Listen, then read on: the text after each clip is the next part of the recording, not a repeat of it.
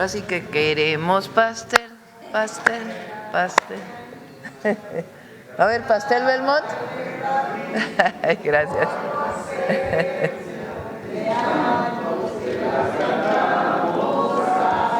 Muchas gracias. Mira que ya amaneció, ya los pajarillos cantan, la luna ya se metió. Muchas gracias. Gracias a todos. Por las mañanitas va a haber pastel. Bueno, el día de hoy vamos a hablar de energías renovables. Está con nosotros la secretaria de Energía, Luz Helena González, está la directora de Comisión Federal de Electricidad, Emilia Calleja, está el subsecretario de Planeación y Transición Energética, doctor Jorge Islas, y antes vamos a tener un enlace, ¿verdad? Porque es miércoles de vivienda. Entonces, primero vamos a tener el enlace.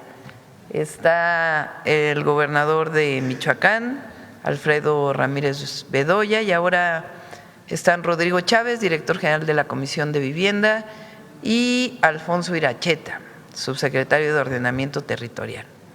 Y la beneficiaria, que es Edith Karina Martínez. Entonces vamos primero al enlace de miércoles de vivienda y después nos van a platicar la secretaria de Energía y la directora de Comisión Federal de Electricidad del plan de crecimiento de las energías renovables en México, que tienen enormes virtudes. La primera es aumentar la soberanía energética.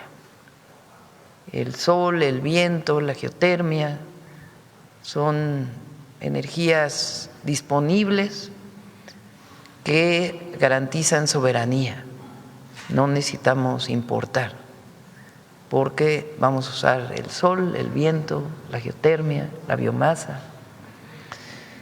Y, por otro lado, son energías limpias, no emiten gases de efecto invernadero, ni tampoco emisiones contaminantes que dañan la salud.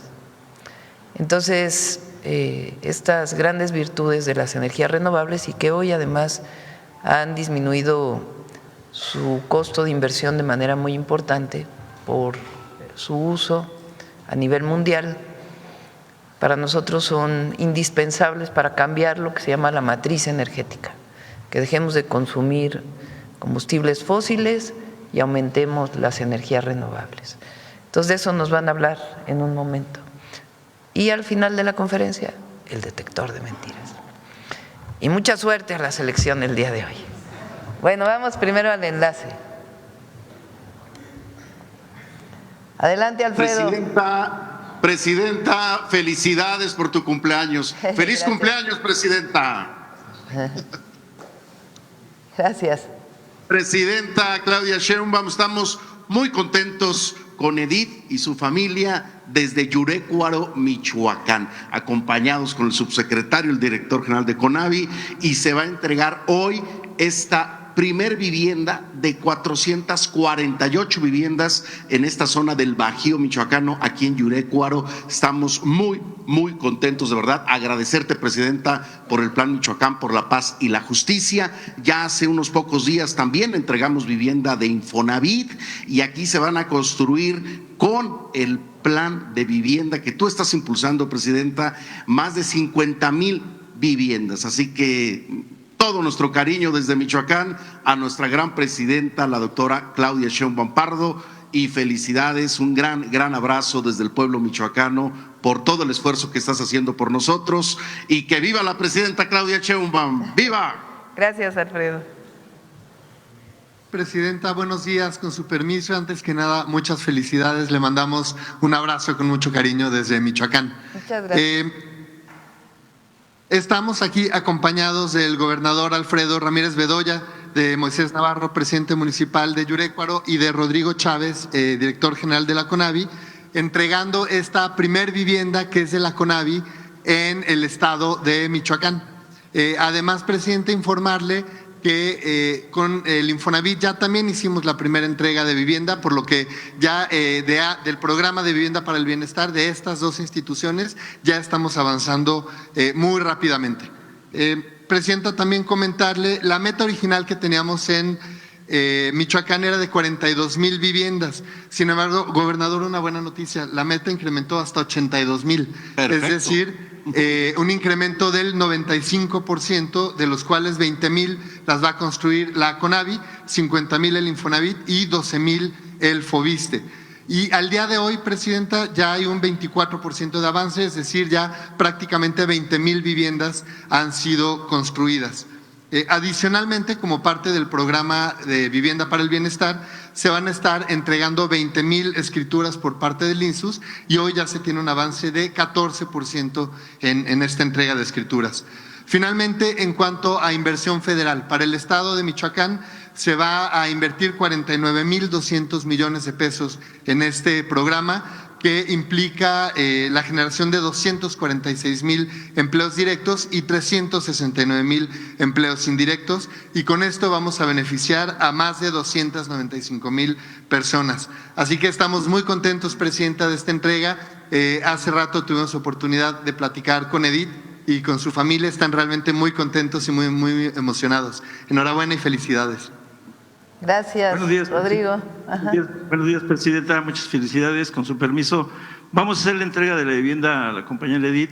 Ayer tuvimos una reunión con la comunidad, decidieron llamarle Unidad Habitacional Las Hortalizas. Está muy contenta la gente.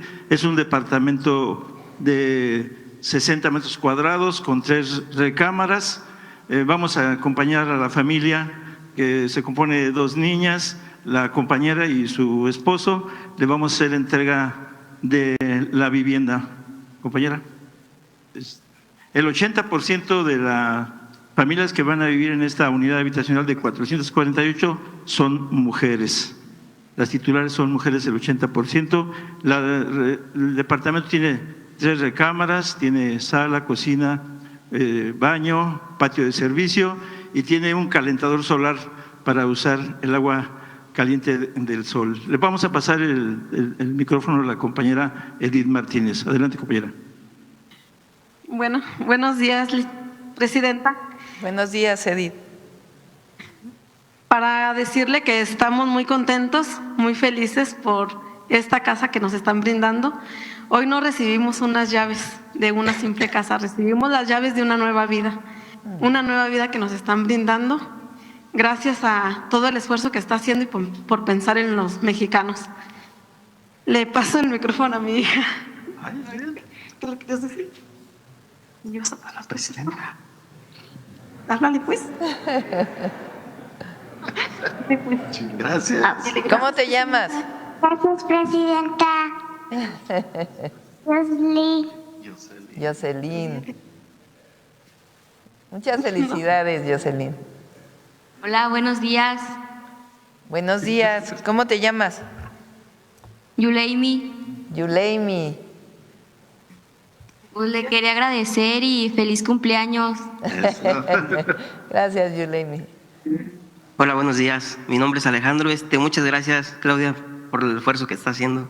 Muchas gracias. No hay palabra. Gracias. Felicidades. Felicidades a la familia. Muchas felicidades, Presidenta. Gracias. Felicidades, Presidenta. Hasta luego. Gracias. Felicidades a todas y a todos.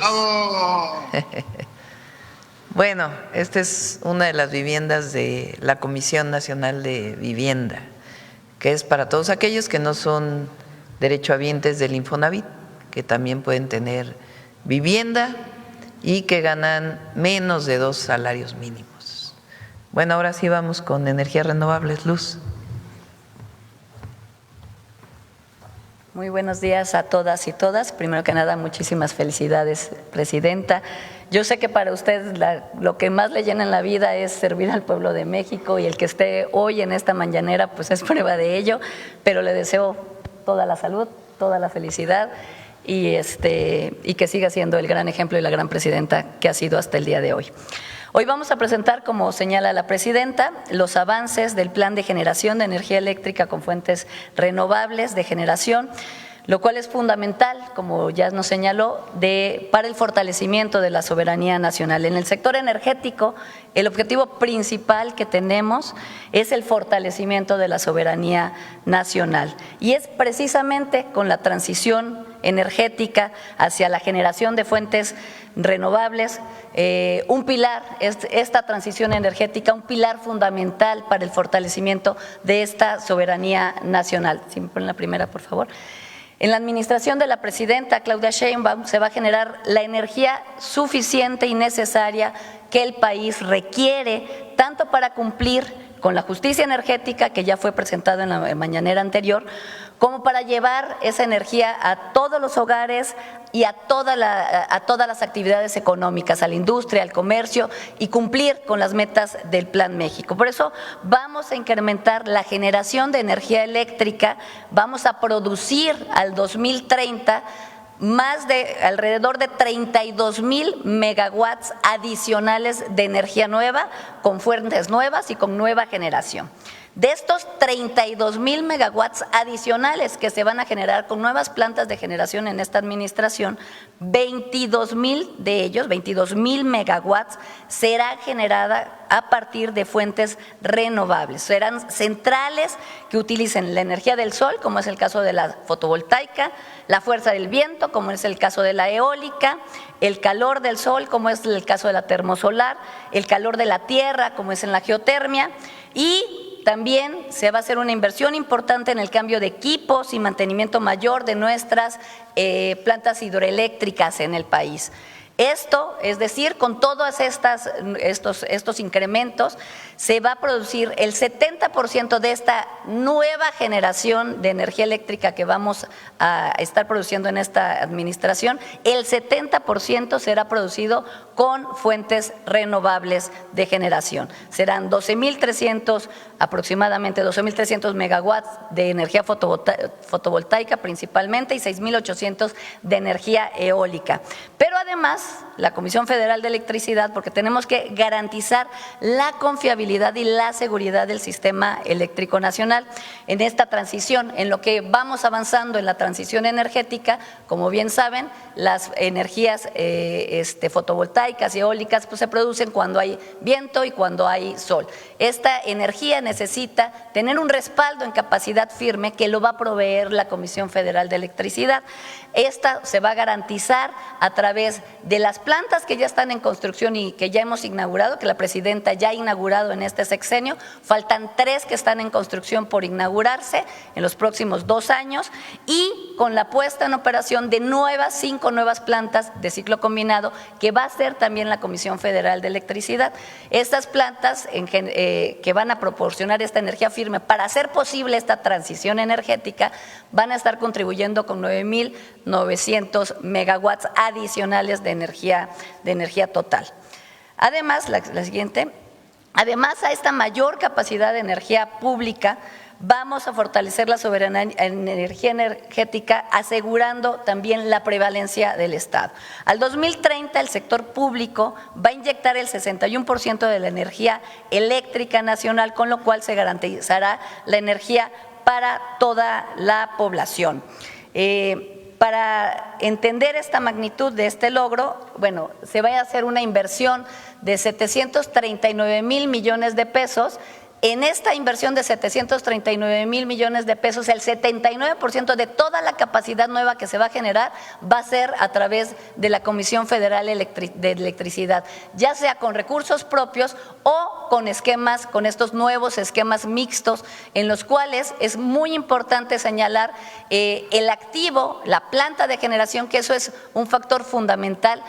Nunca se cede, el activo se queda en la Comisión Federal de Electricidad, y es una planta que será parte de la Comisión Federal de Electricidad. Es decir, no se concesiona, no se cede la propiedad, simplemente se busca un mecanismo de financiamiento más eficiente que permita no endeudarnos de más y no endeudar de más a la Comisión Federal de Electricidad, y poder aprovechar el financiamiento privado para estas asociaciones. Entonces, en general, la Comisión Federal de Electricidad va a aportar el 79% de la nueva capacidad, y la iniciativa privada el 20% de la nueva capacidad. La que sigue.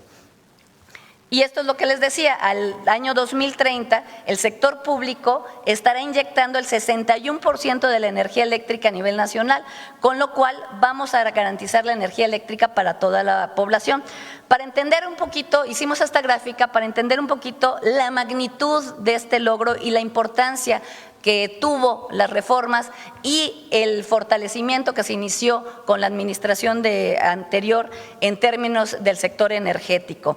Para poner, si vemos en la gráfica, podemos ver claramente que la generación pública de electricidad pasó de ser el 99% de generación pública en el año 2000 al 43% en el año 2023.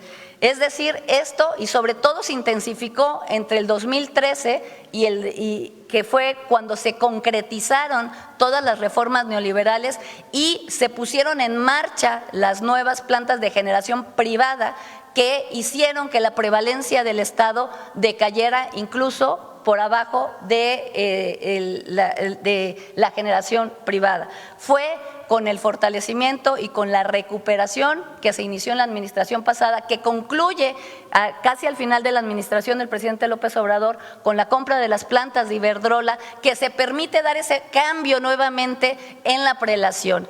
Y durante la administración de la presidenta Claudia Sheinbaum vamos a fortalecer esta prelación y vamos a incrementar la prelación para llegar al 61% de generación pública en nuestro país, comandado principalmente por la Comisión Federal de Electricidad.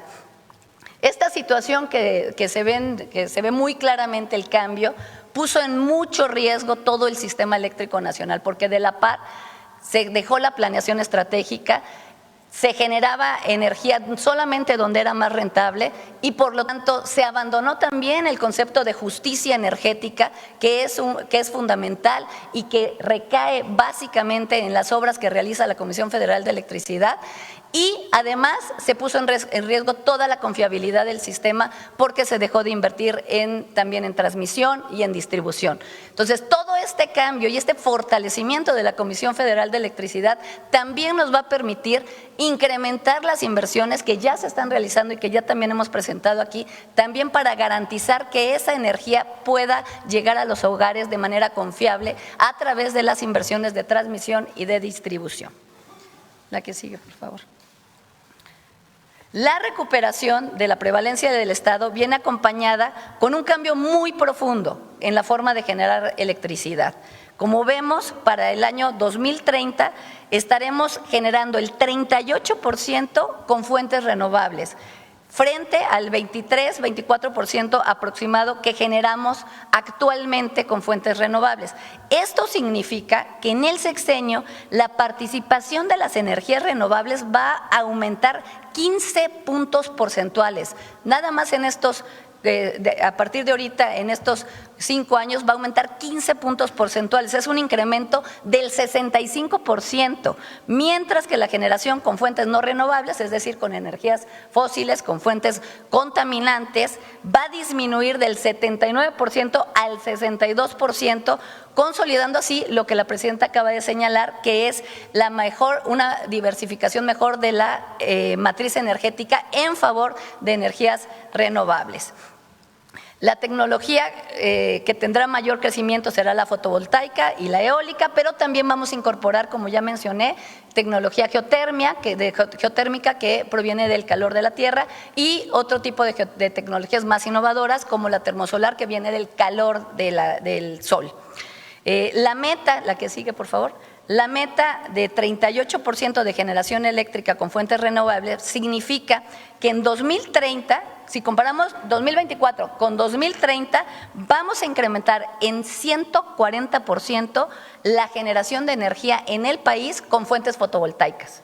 Vamos a incrementar en 90% la generación que ahorita generamos del país, es casi duplicarla con energía geotérmica.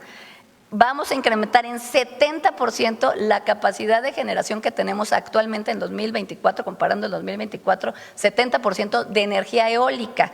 Y con los cambios y los mejoramientos de mantenimientos y de cambios de equipos y de equipos esenciales en las hidroeléctricas, vamos a incrementar también la generación de energía hidroeléctrica en 18%. Entonces, sí es un cambio muy, muy, muy profundo en la forma en la que generamos nuestra energía y en la forma en la que cuidamos el medio ambiente, porque estas tecnologías pues, no son contaminantes. La que sigue, por favor. También como consecuencia, o también esto va a tener un impacto muy positivo en la reducción de la dependencia de gas natural. Si bien, como bien dije, la energía firme la vamos a seguir proveyendo con ciclos combinados, estos ciclos combinados que está construyendo la CFE son mucho más eficientes a las plantas que existían anteriormente. Estas plantas consumen muchísima menos cantidad de agua, además se procesa y se recicla, se recicla el agua, pero además emiten una cantidad mínima de emisiones contaminantes. Y a la par nos va a permitir este incremento en energías renovables, en incorporar plantas con energías renovables, no seguir creciendo nuestra dependencia en el consumo del gas natural. De hecho, se tiene proyectado que va a disminuir en el sector eléctrico, en la generación de electricidad, el consumo del gas natural para la generación de electricidad.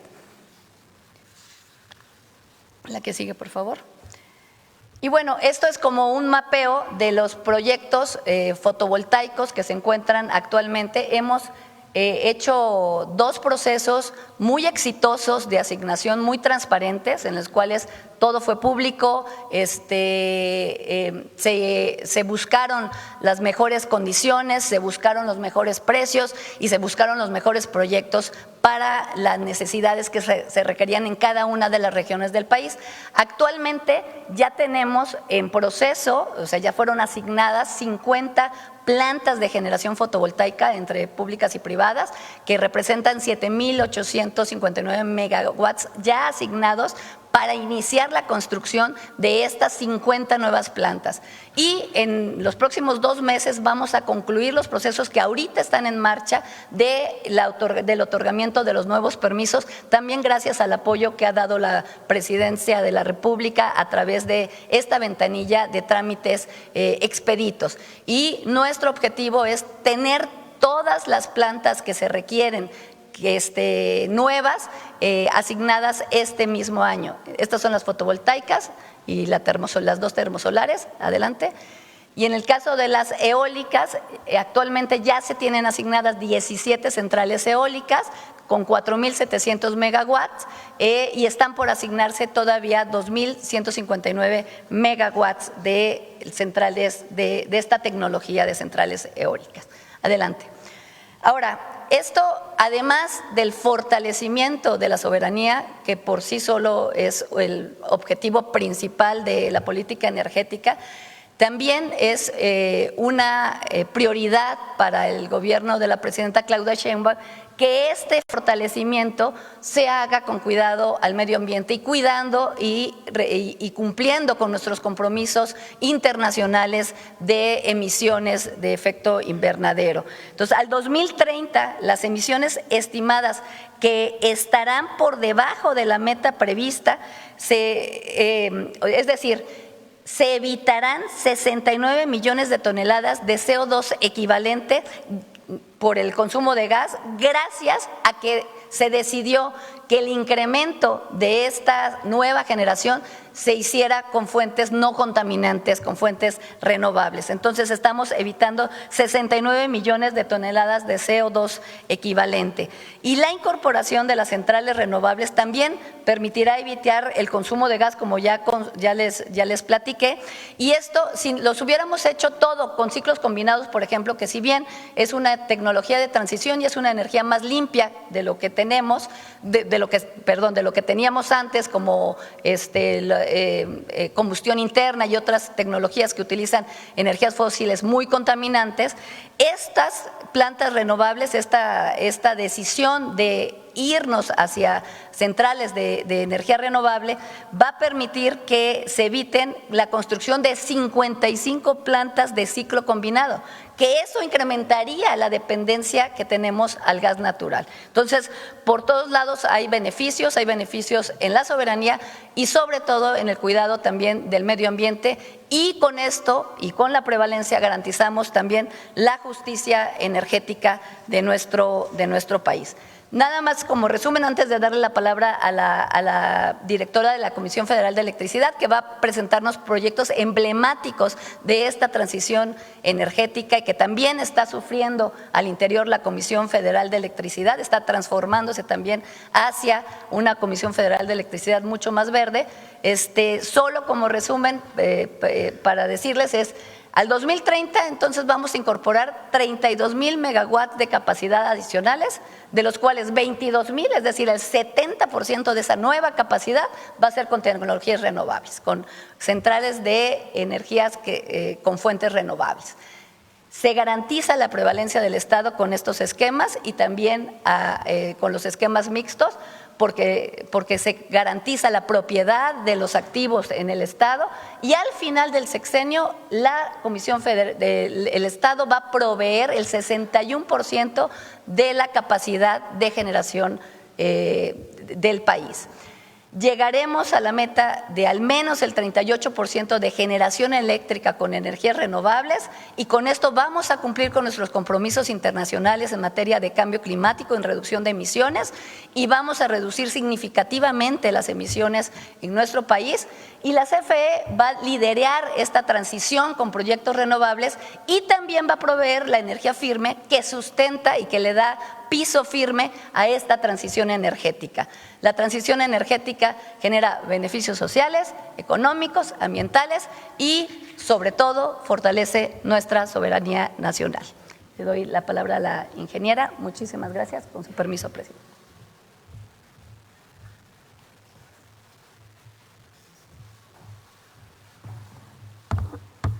Muy buenos días. Con su permiso, presidenta.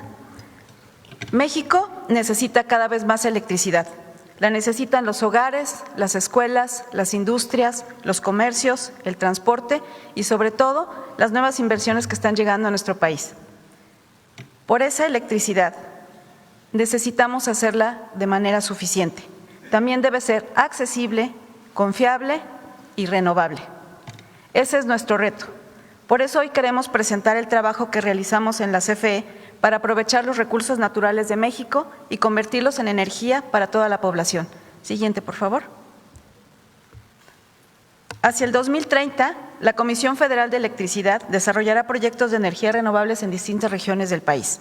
Su ubicación responde a los recursos naturales disponibles en cada una de las regiones, así como las necesidades en cada una de las zonas que mostramos en este mapa. Por ejemplo, en el sur y en el sureste, la disponibilidad de agua favorece el desarrollo y la modernización de las centrales hidroeléctricas.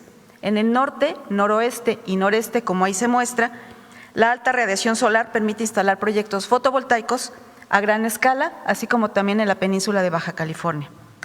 En el istmo y las distintas zonas costeras, los vientos nos favorecen para poder instalar plantas eólicas. Y en los estados como Baja California Sur, Baja California, Jalisco, Puebla y Michoacán, el calor del subsuelo nos apoya para poder instalar geotermia. La planeación también considera cómo va a crecer el consumo en cuanto a zonas industriales, puertos, ciudades, hospitales, escuelas, destinos turísticos y la infraestructura estratégica. En pocas palabras, cada proyecto lo estamos ubicando donde puede aprovecharse mejor los recursos y atender las necesidades de cada una de las regiones en cuanto a requerimiento eléctrico. Siguiente, por favor. El primer proyecto emblemático que queremos presentarle es un proyecto que le llamamos el sistema Oasis o un proyecto Oasis que está ubicado en el sistema eléctrico Mulegé. Esta región tiene una condición muy particular. El sistema es un sistema eléctrico que está aislado. Esto significa que no está conectado al sistema eléctrico nacional y la electricidad que se consume se produce ahí mismo en esa zona. Para las familias, los comercios, la industria, servicios públicos de esa región, esto representa un gran desafío, porque actualmente una parte importante de esta energía se genera con combustibles fósiles. Y esto también deben de trasladarse desde otros lugares. Por ello, en CFE estamos trabajando para dar una solución que permita aprovechar los recursos naturales de esa región y avanzar hacia un suministro limpio, eficiente y autosuficiente.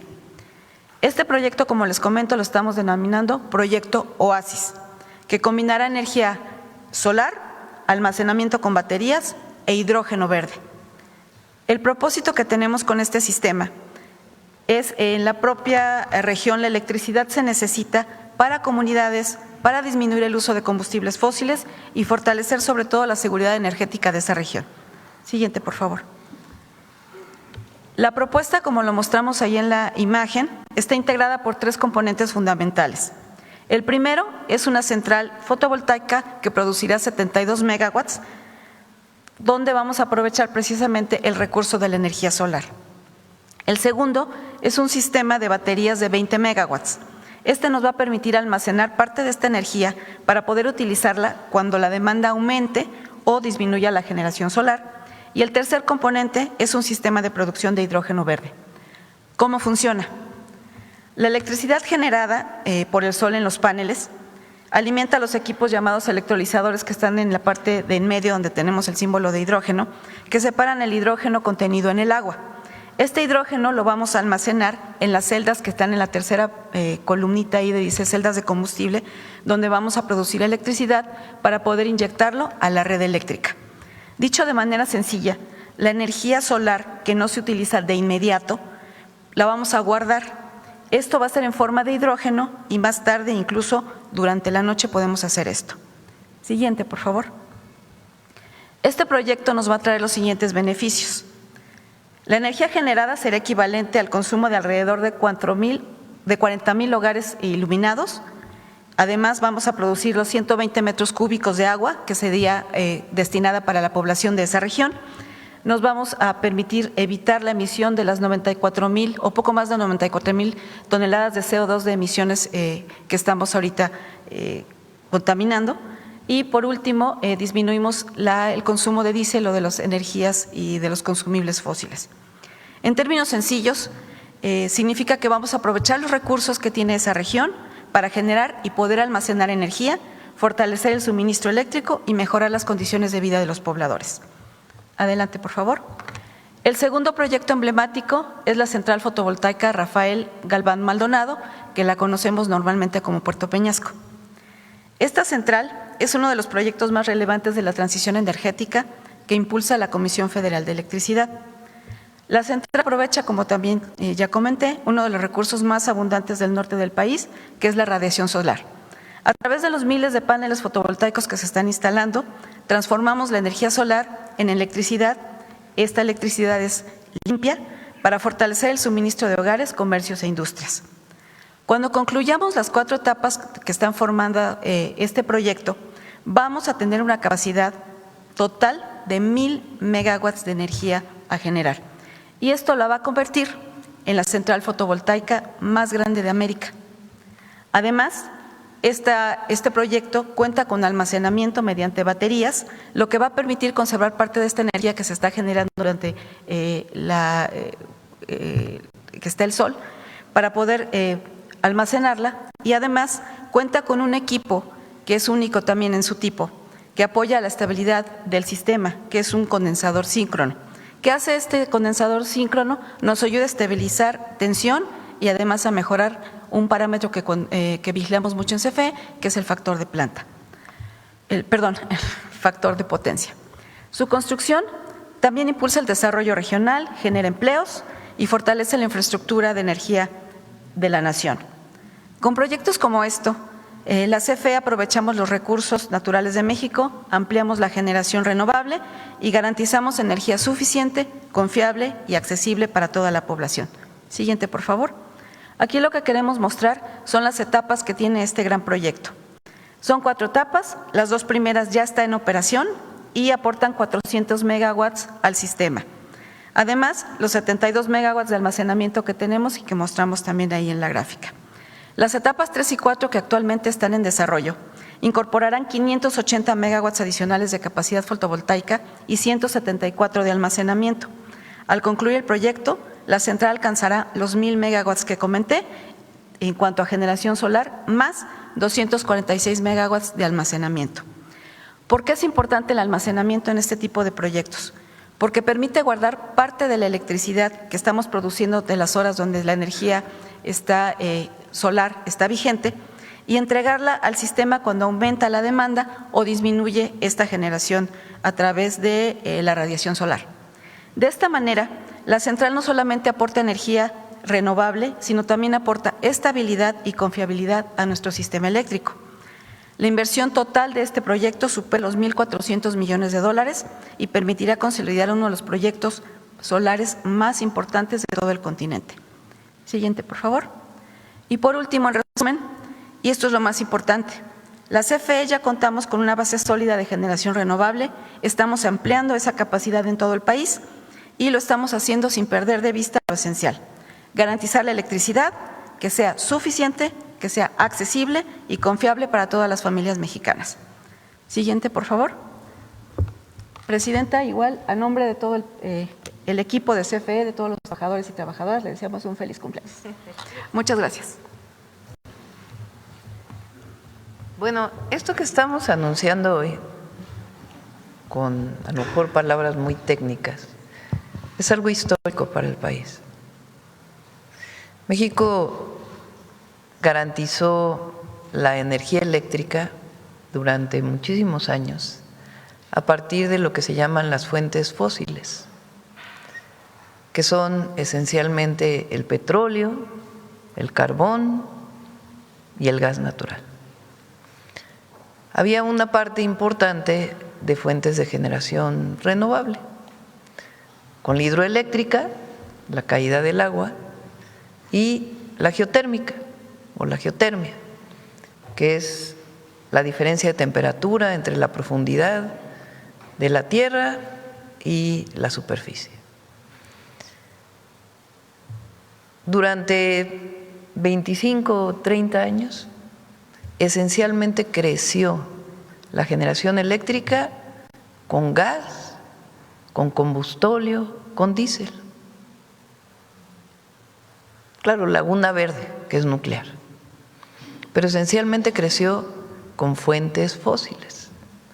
Las fuentes fósiles emiten contaminantes y gases que provocan el cambio climático global. Por primera vez en la historia estamos con proyectos de 32,000 megawatts, es algo histórico, en 6 años, 5 años ahora, y el 70% de ellos son renovables. De tal manera que cuando dejemos el gobierno, si así lo decide el pueblo de México, hasta el 2030, incluso va a bajar el consumo de gas natural y va a aumentar la energía generada por renovables. Esto es algo histórico, único, un esfuerzo enorme para beneficio del pueblo de México, del país, de la nación y de la soberanía energética, porque implica importar menos de lo que estamos importando actualmente de gas natural. Bueno, ese es el anuncio de hoy. Y hay un proyecto que es muy innovador, que es el de Mulegé, porque se genera electricidad con sol y se almacena con la producción de hidrógeno. Se queda guardado el hidrógeno y después ese hidrógeno puede generar electricidad después. Totalmente un proyecto de cero emisiones y muy innovador. Muy pocos países en el mundo tienen proyectos de este tipo. Todas las plantas fotovoltaicas van a tener almacenamiento en baterías, lo que implica que van a poder guardar electricidad por alrededor de 2 o 3 horas. Entonces, es realmente un esfuerzo muy, muy importante. Yo felicito a Secretaría de Energía, a Emilia y a todo el equipo, porque es algo histórico en México y de muchísimos beneficios de soberanía, o beneficios ambientales que fortalecen la soberanía energética y generan justicia social. Bueno, ahora sí vamos a las preguntas. A ver sobre el tema. Sí, buenos días, Presidenta. Feliz cumpleaños, por Gracias. cierto. Demián Duarte, de Sonora Power. Presidenta, bueno, es evidente para nosotros que somos del noroeste la importancia que ha cobrado la región en materia del desarrollo de este tipo de proyectos de energías renovables.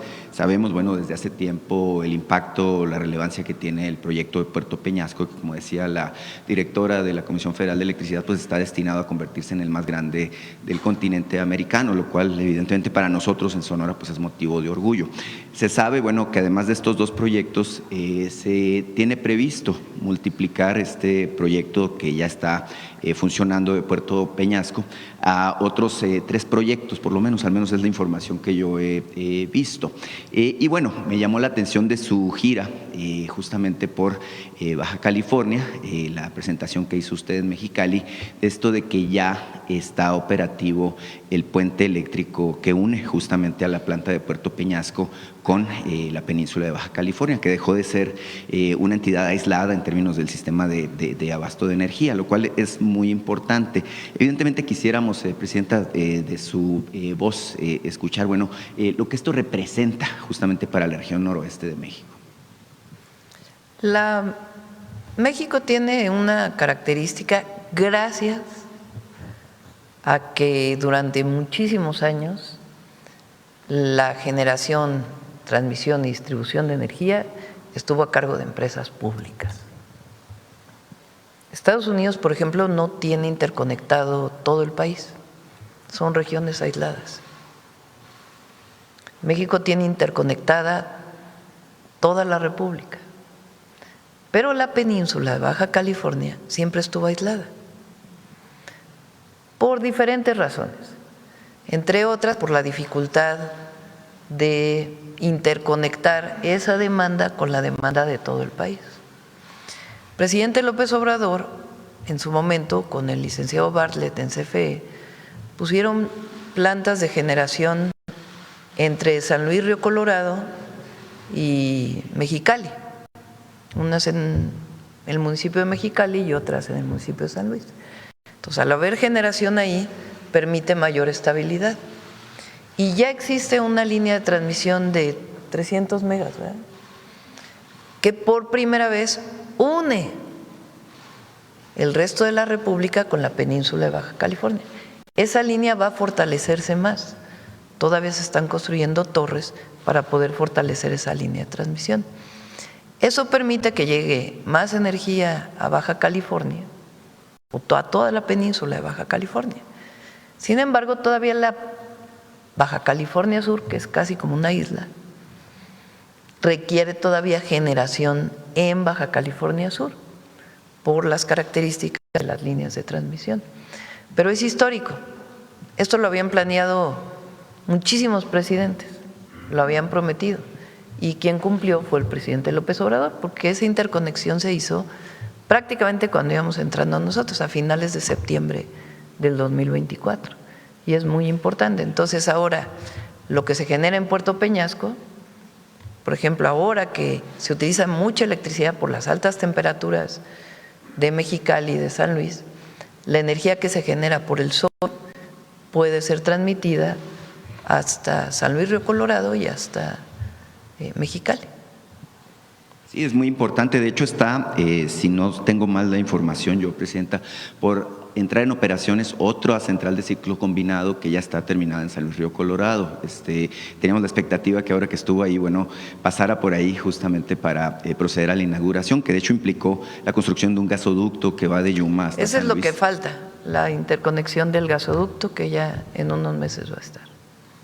Y bueno, obviamente nos dio gusto a los sonorenses verla por sexta ocasión en nuestra tierra, verla en San Luis Río Colorado por tercera ocasión, que es muy relevante. Mire, San Luis Río Colorado antes era pues un pueblo abandonado, ¿no? Era el lugar pues más alejado de la civilización y de todo, y los sanluisinos siempre se quejaban, ¿no?, de que eran, pues no eran ni de aquí ni de allá, porque algunos decían que eran de Mexicali, otros que eran de Sonora, etcétera. Y ahora que usted está muy presente ahí con este plan de alumbrado, que tengo entendido que ya avanzó en grado importante con el hospital que se está construyendo del IMSS, con el tema de la nueva garita, que también tengo entendido que avanza en buen grado. Bueno, pues obviamente San Luis ya no es este lugar lejano de todos, ¿no?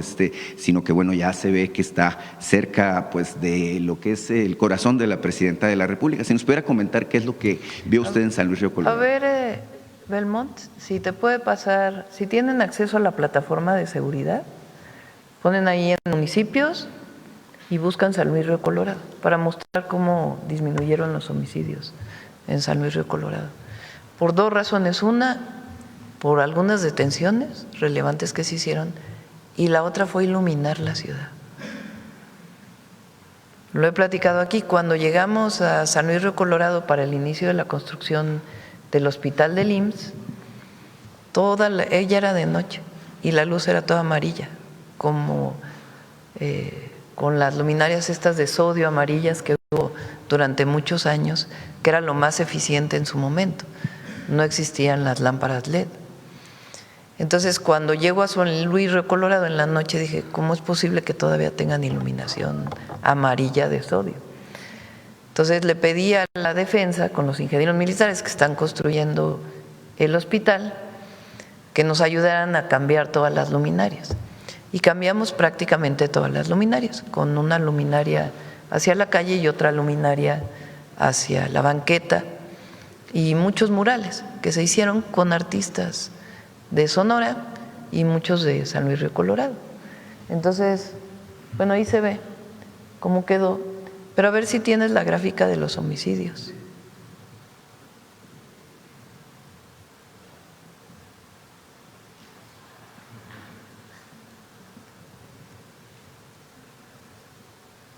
Vean la comparación con la otra parte que vamos a seguir iluminando.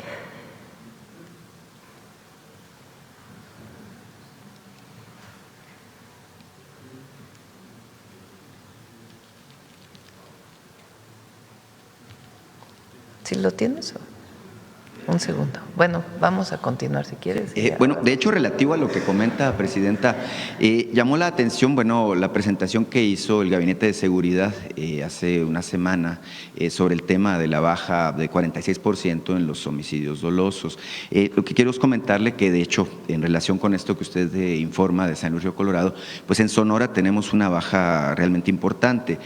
Pasamos, fíjese, estábamos en el tercer lugar de incidencia de homicidio doloso a la llegada del gobierno de la 4T a Sonora, y ahora estamos en el lugar 14. Bajaron los homicidios un 62%, y esto tiene que ver con las estrategias. Bueno, en San Luis pues existe el mando único, en Cajeme existe una situación de cuadrantes, y bueno, prácticamente todo Sonora pues ha tenido mejoras sustanciales en materia de seguridad pública. Sería importante para nosotros, bueno, escuchar un comentario de su parte respecto a los avances que tenemos en seguridad. Ahí es la coordinación. Durazo hace muy buen trabajo al frente del Estado de Sonora, en muchas áreas, tanto sociales como de mejora de servicios, y muy entregado a su trabajo. Y en seguridad pues estamos muy coordinados, y esa coordinación ha permitido una reducción muy importante. Miren la reducción de homicidios en San Luis Río Colorado. Aquí ahora sí que la estrategia. O sea, en enero del 25 había casi 1.5, 1.4, 1.5 homicidios diarios. En este momento,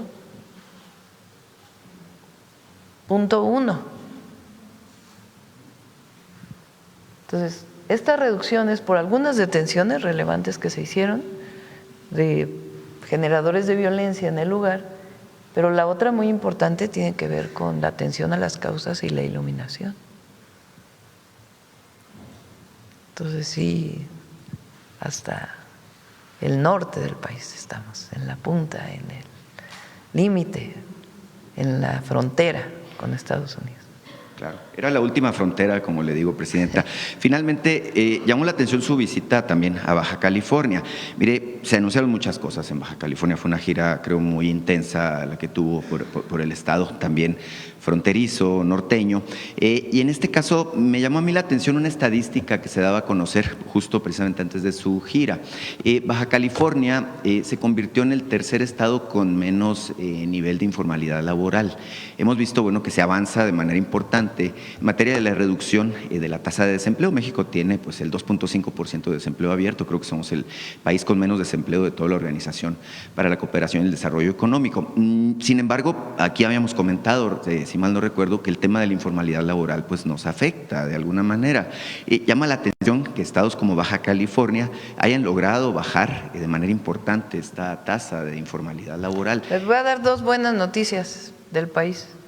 Enséñales la inflación. Salió hoy en la mañana de INEGI. 3.55.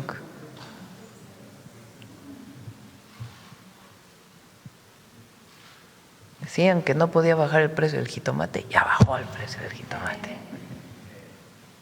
Y la verdad es mucho trabajo que ha hecho el equipo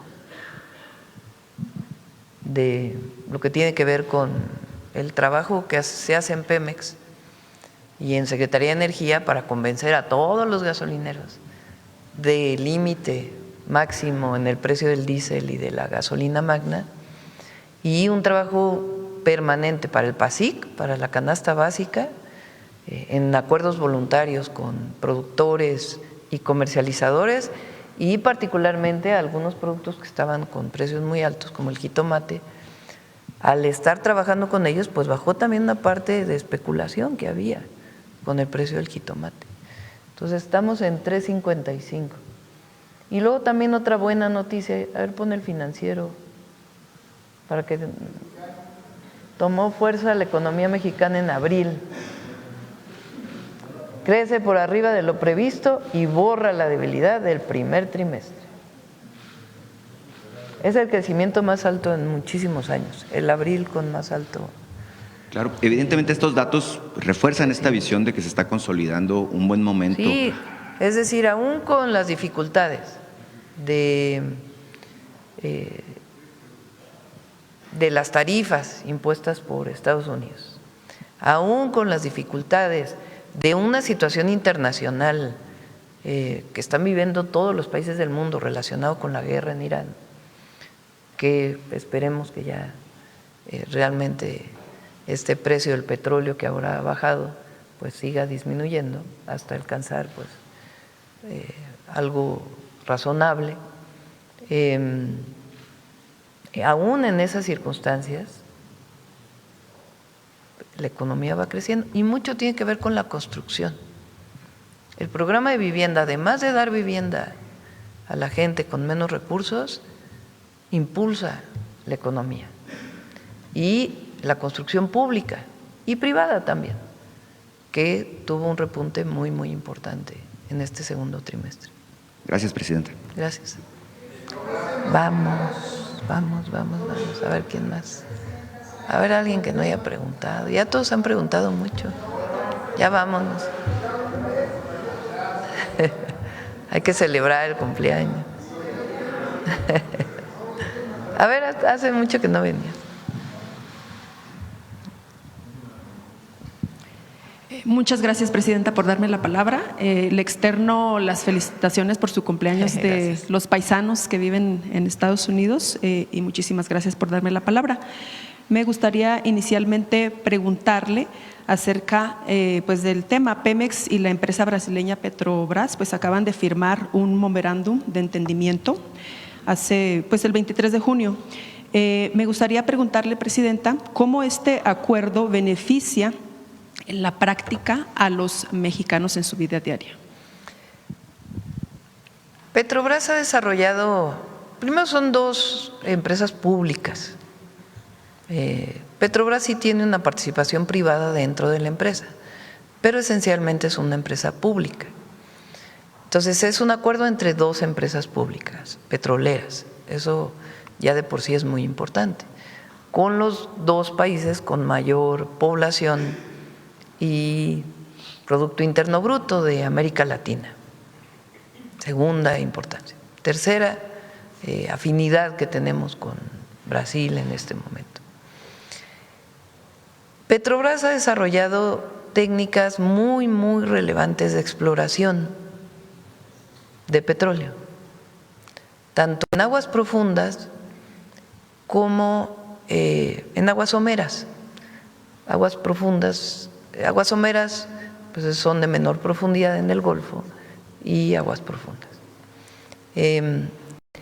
Lo que les permite que lo que podría explotarse en 10 años, con la exploración, la primera perforación de pozos para ver si realmente hay petróleo ahí, lo que podría tardarse 10 años, ellos lo han reducido a cerca de 3 años.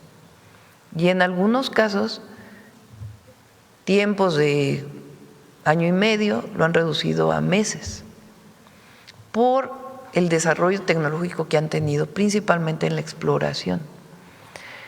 Entonces nos interesa mucho esta tecnología que ellos han desarrollado. Y a ellos también les interesa cómo hemos mejorado la producción de fertilizantes, por ejemplo, de Pemex. Entonces no solamente es de allá para acá, sino también de aquí para allá. Entonces la idea es que haya acompañamiento tecnológico, transferencia tecnológica y la posibilidad incluso de que juntos Pemex y Petrobras puedan explotar alguna zona del Golfo. Eso por un lado. Por otro lado, Petrobras también ha hecho muchos avances en lo que son los biocombustibles, combustibles que vienen de vegetales, de biomasa, tanto de la caña de azúcar como de otras fuentes. Por ejemplo, tiene una investigación de la producción de biodiesel con maguey mexicano.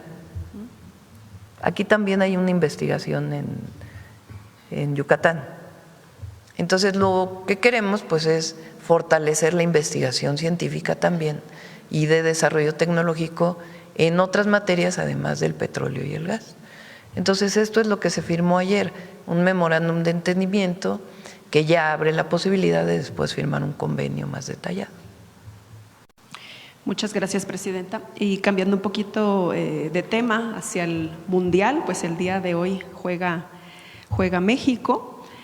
Usted pues ha felicitado en los juegos que ha ganado a la selección y les ha pues pedido, ¿no?, que crean en su pueblo y que lleven al país en su corazón cuando están jugando. Ante esta expectativa, Presidenta, de juego que hay el día de hoy y que pues millones de mexicanos estarán pendientes, ¿cuál considera usted que ha sido pues el principal mensaje que ha dejado el Mundial de cómo se vive, de cómo se ha celebrado ante el mundo internacionalmente? ¿Cuál cree usted que ha sido este mensaje que se ha llevado? Alegría, felicidad, emoción. Muchos extranjeros han venido incluso aquí a celebrar en el… Sí, ayer con el juego de Colombia, ¿no?, los colombianos. Sí. Aquí casi se van al Ángel. Sí. Coreanos han estado aquí también. Los coreanos, aunque les ganamos, pero también han celebrado. Pero han venido. Entonces, lo que se muestra es cómo es el pueblo de México. Amigable, que recibe con los brazos abiertos a quien viene a México y la alegría que genera. Y estamos contentos, cuando el pueblo está contento, estamos contentos. Y además estamos contentos porque ha ganado la selección. Y por eso toda la suerte y toda la buena vibra de todo el pueblo de México. ¿Tiene algún pronóstico para el día de hoy? No hay que dar pronósticos. Una nueva quiniela vamos a hacer. La otra vez no ganó nadie. A ver, 1-0, levante la mano. 2-0. 2-0. Ahí apúntale, Belman. 3-0.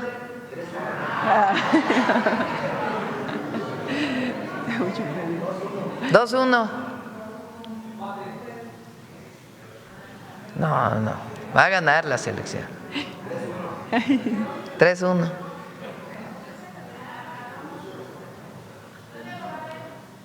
¿Dónde lo Todavía estoy en esas. Ya les avisamos más tarde.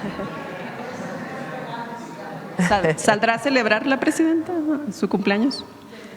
Bueno, voy a comer aquí con mi esposo porque como juega la selección justamente está difícil llegar al centro para la familia, entonces ya el domingo lo vamos a comer con la familia.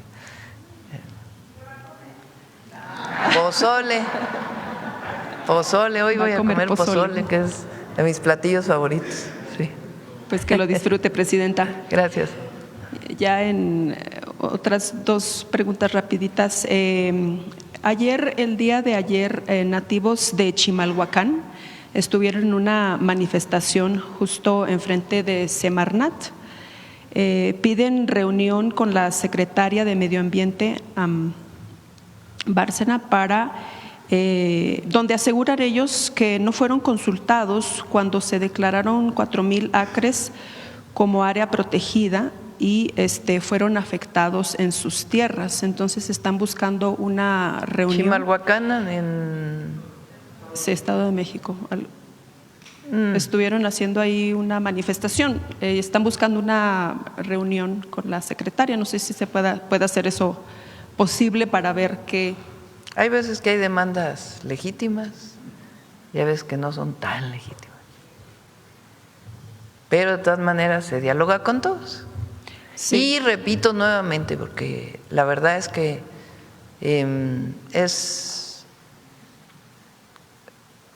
cuando hay una crítica tan feroz a una persona que ha demostrado su amor por México, su entrega, su ambientalismo, la verdad es que no se vale. De hecho, el día de… Puede criticarse a la autoridad, obviamente, a veces habrá errores, a veces habrá problemas, pero esta cuestión de esta crítica personal que se ha hecho a Alicia me parece, la verdad, muy lamentable. Y la defiendo totalmente y absolutamente. Es una mujer de primerísima, de principios, de las mejores mexicanas que hay. Es un orgullo de México, Alicia Bárcena. Sí, de hecho ayer pues estaban ahí afuera y pidieron hablar con ella. Ella no estaba, pero dijeron pues que después se daría la reunión. No sé si… Se da diálogo con todos, a todos los que se manifiestan, siempre hay diálogo, siempre. A veces tendrán razón, a veces no, y se presentan los argumentos. Muy bien, presidenta. Ya en lo último, sobre el bachetón, no sé si tenga un informe o corte acerca de este proyecto, ya que el día de ayer pues la oposición en el Senado comentaba ferozmente que pues estaban robando este dinero que está destinado para el bachetón. ¿Estábamos qué? Que se lo están robando. Pues eso están diciendo, nomás estoy preguntándole para ver si… No sé nada si más se puede cuestión de darse vuelta por las carreteras federales del país, cómo han mejorado. Todavía nos falta, pero la verdad es que hay una mejora sustantiva en la mayor parte de las carreteras federales. Entonces, se están mirando al espejo ellos, pero no, aquí hay honestidad. Muy bien, muchas gracias, presidenta. Sí. Vamos de este lado. ¿Quién por acá? ¿Quién por acá? A ver, la compañera que no había venido.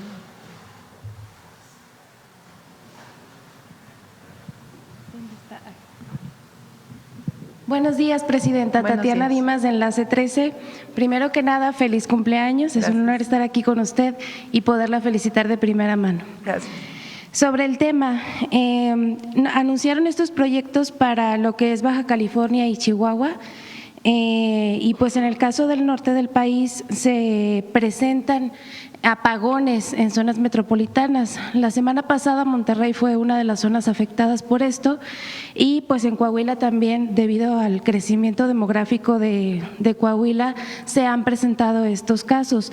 La pregunta es si estos proyectos que se anunciaron van a ayudar a que se eviten estos apagones precisamente en temporadas de calor extremo.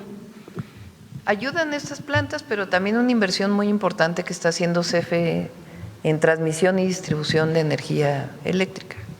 A veces cuando se prenden todos los aires acondicionados al mismo tiempo, pues generan sus distorsiones en el sistema de distribución.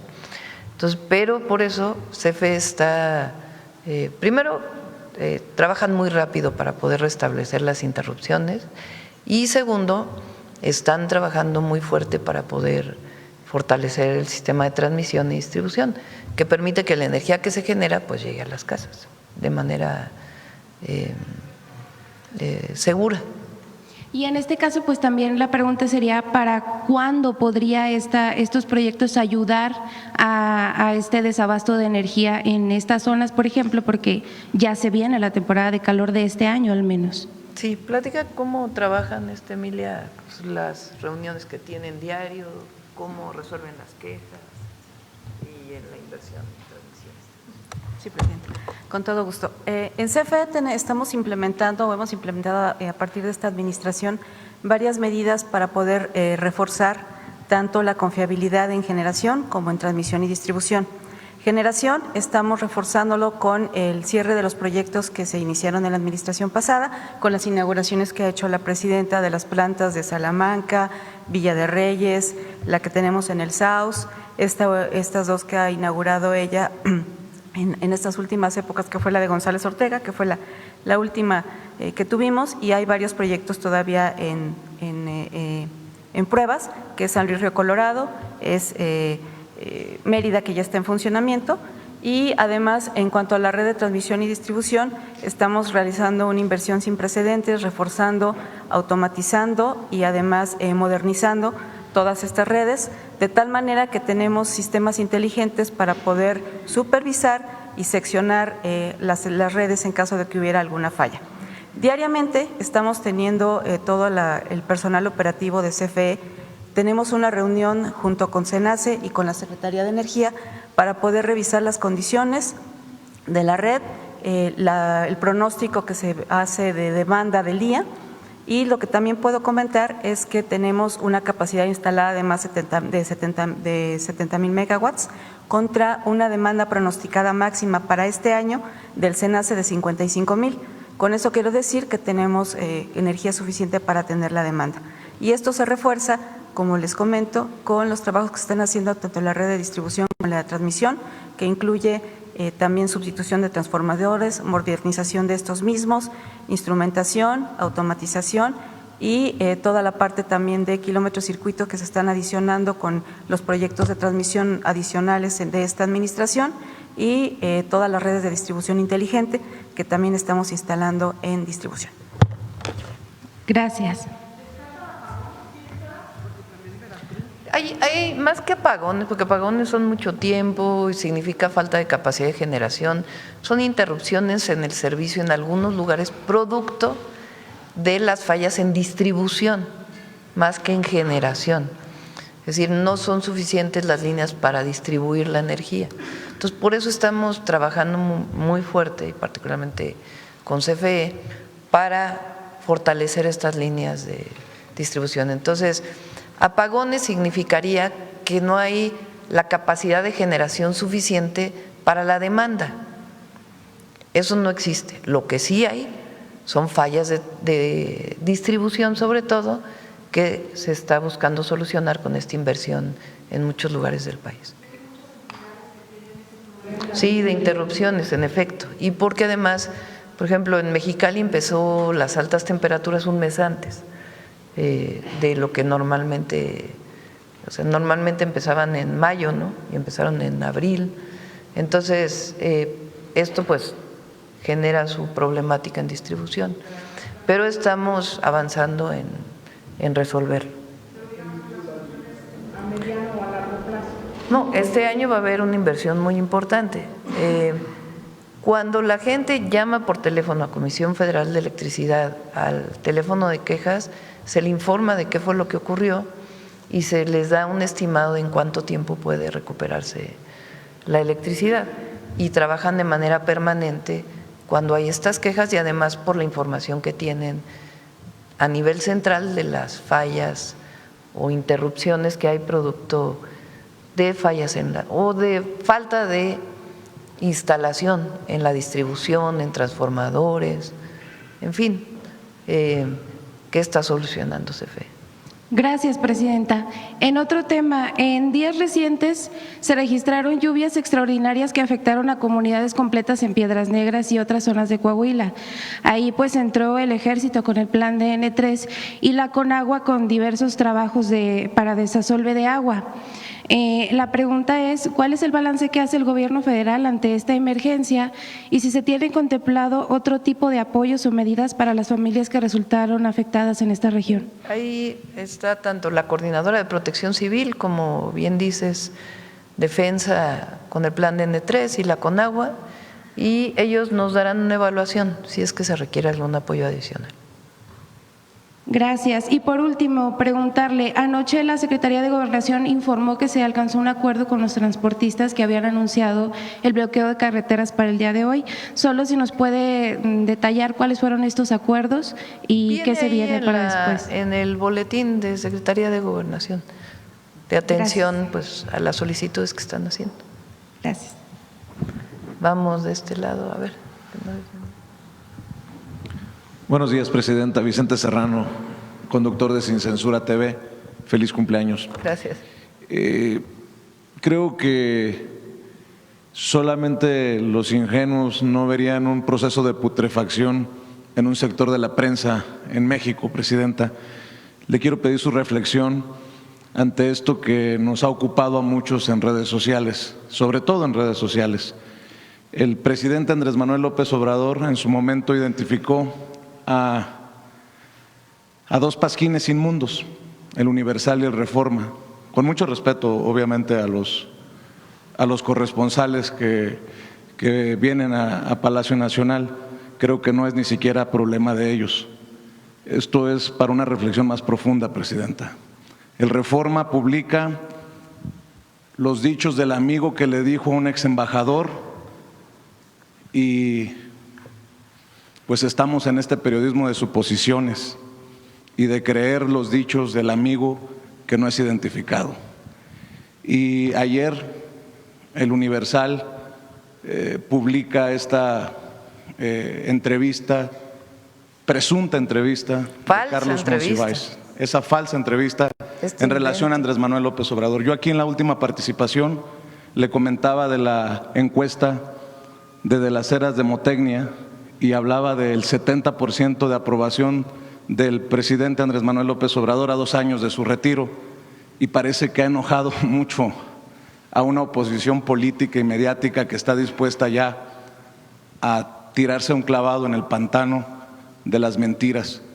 ¿Podría ayudarnos con una reflexión como jefa de Estado, presidenta, en este proceso, le digo, de putrefacción de un sector de la prensa que está dispuesta a todo? Por favor.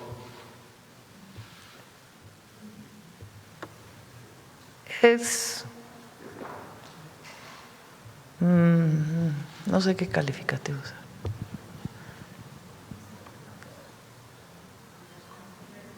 Grotesco.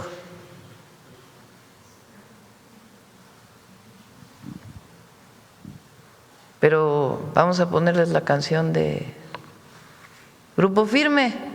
Ya supérenlo.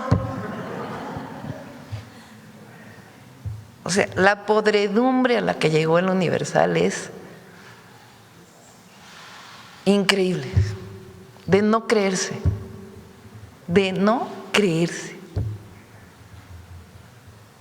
Y luego todo lo que la repiten, ¿no? Que se dicen periodistas. Es de verdad, no sé, no tiene nombre, pues. Una bajeza, Pero la verdad es que habla de quiénes son. ¿En qué nivelazo están? O sea, inventar estas cosas, además, no. ¿Por qué proyecto de nación puede salir de ahí? De esa podredumbre. Ninguno. Y todos los corifeos. No puede salir nada de ahí más que porquería. Pero, ¿para qué perdemos tiempo? canción de Firme. De verdad, ya supérenlo.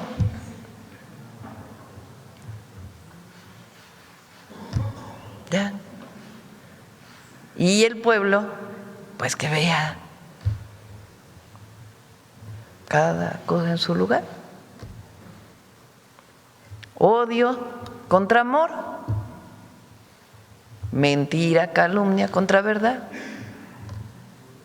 podredumbre frente a esperanza. Así. Pero ponle la...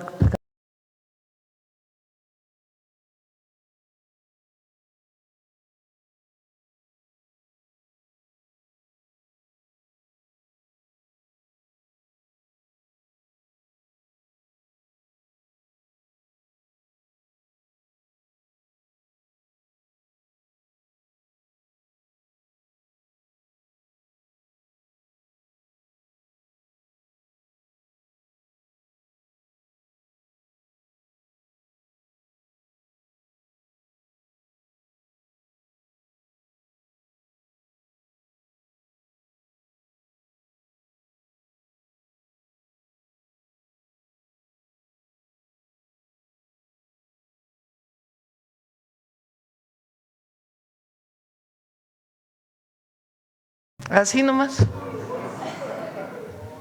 Es increíble.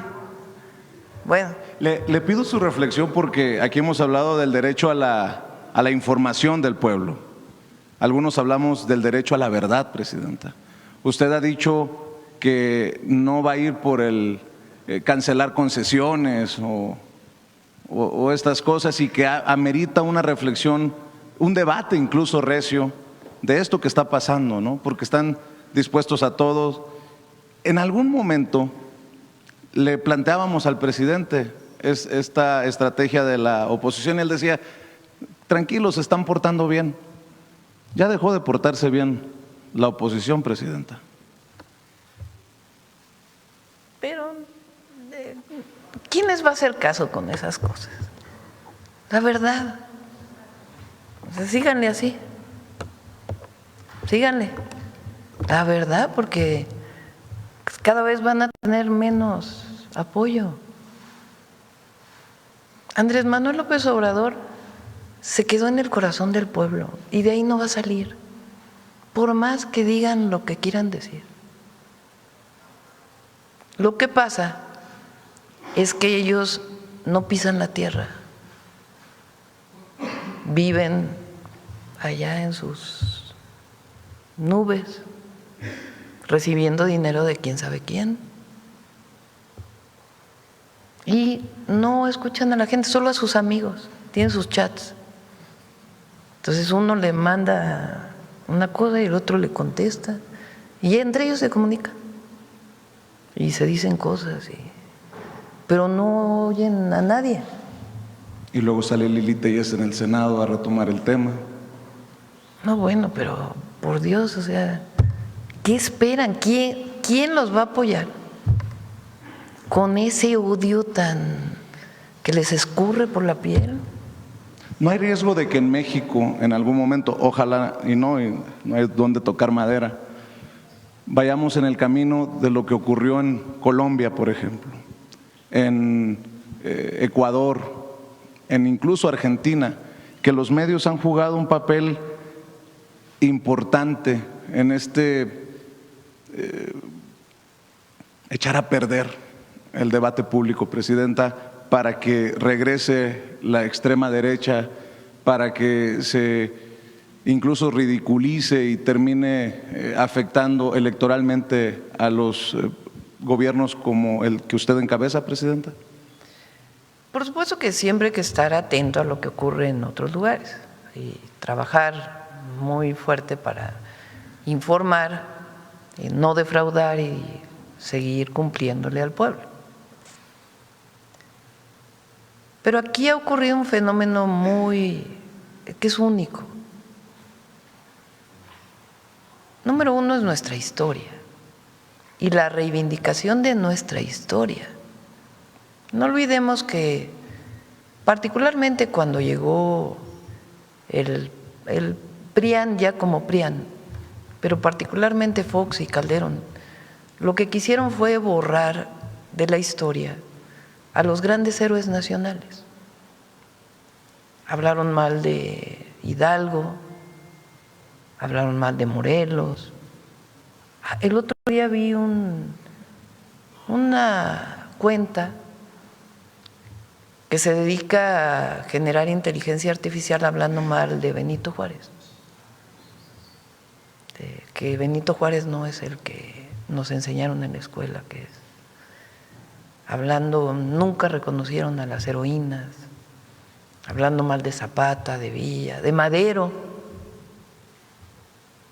reivindicando la injerencia extranjera. Ellos se dedicaron durante ese periodo, cambiaron los libros de texto, desaparecieron a los niños héroes, al Pípila, los intelectuales que ahora repiten estas barbaridades.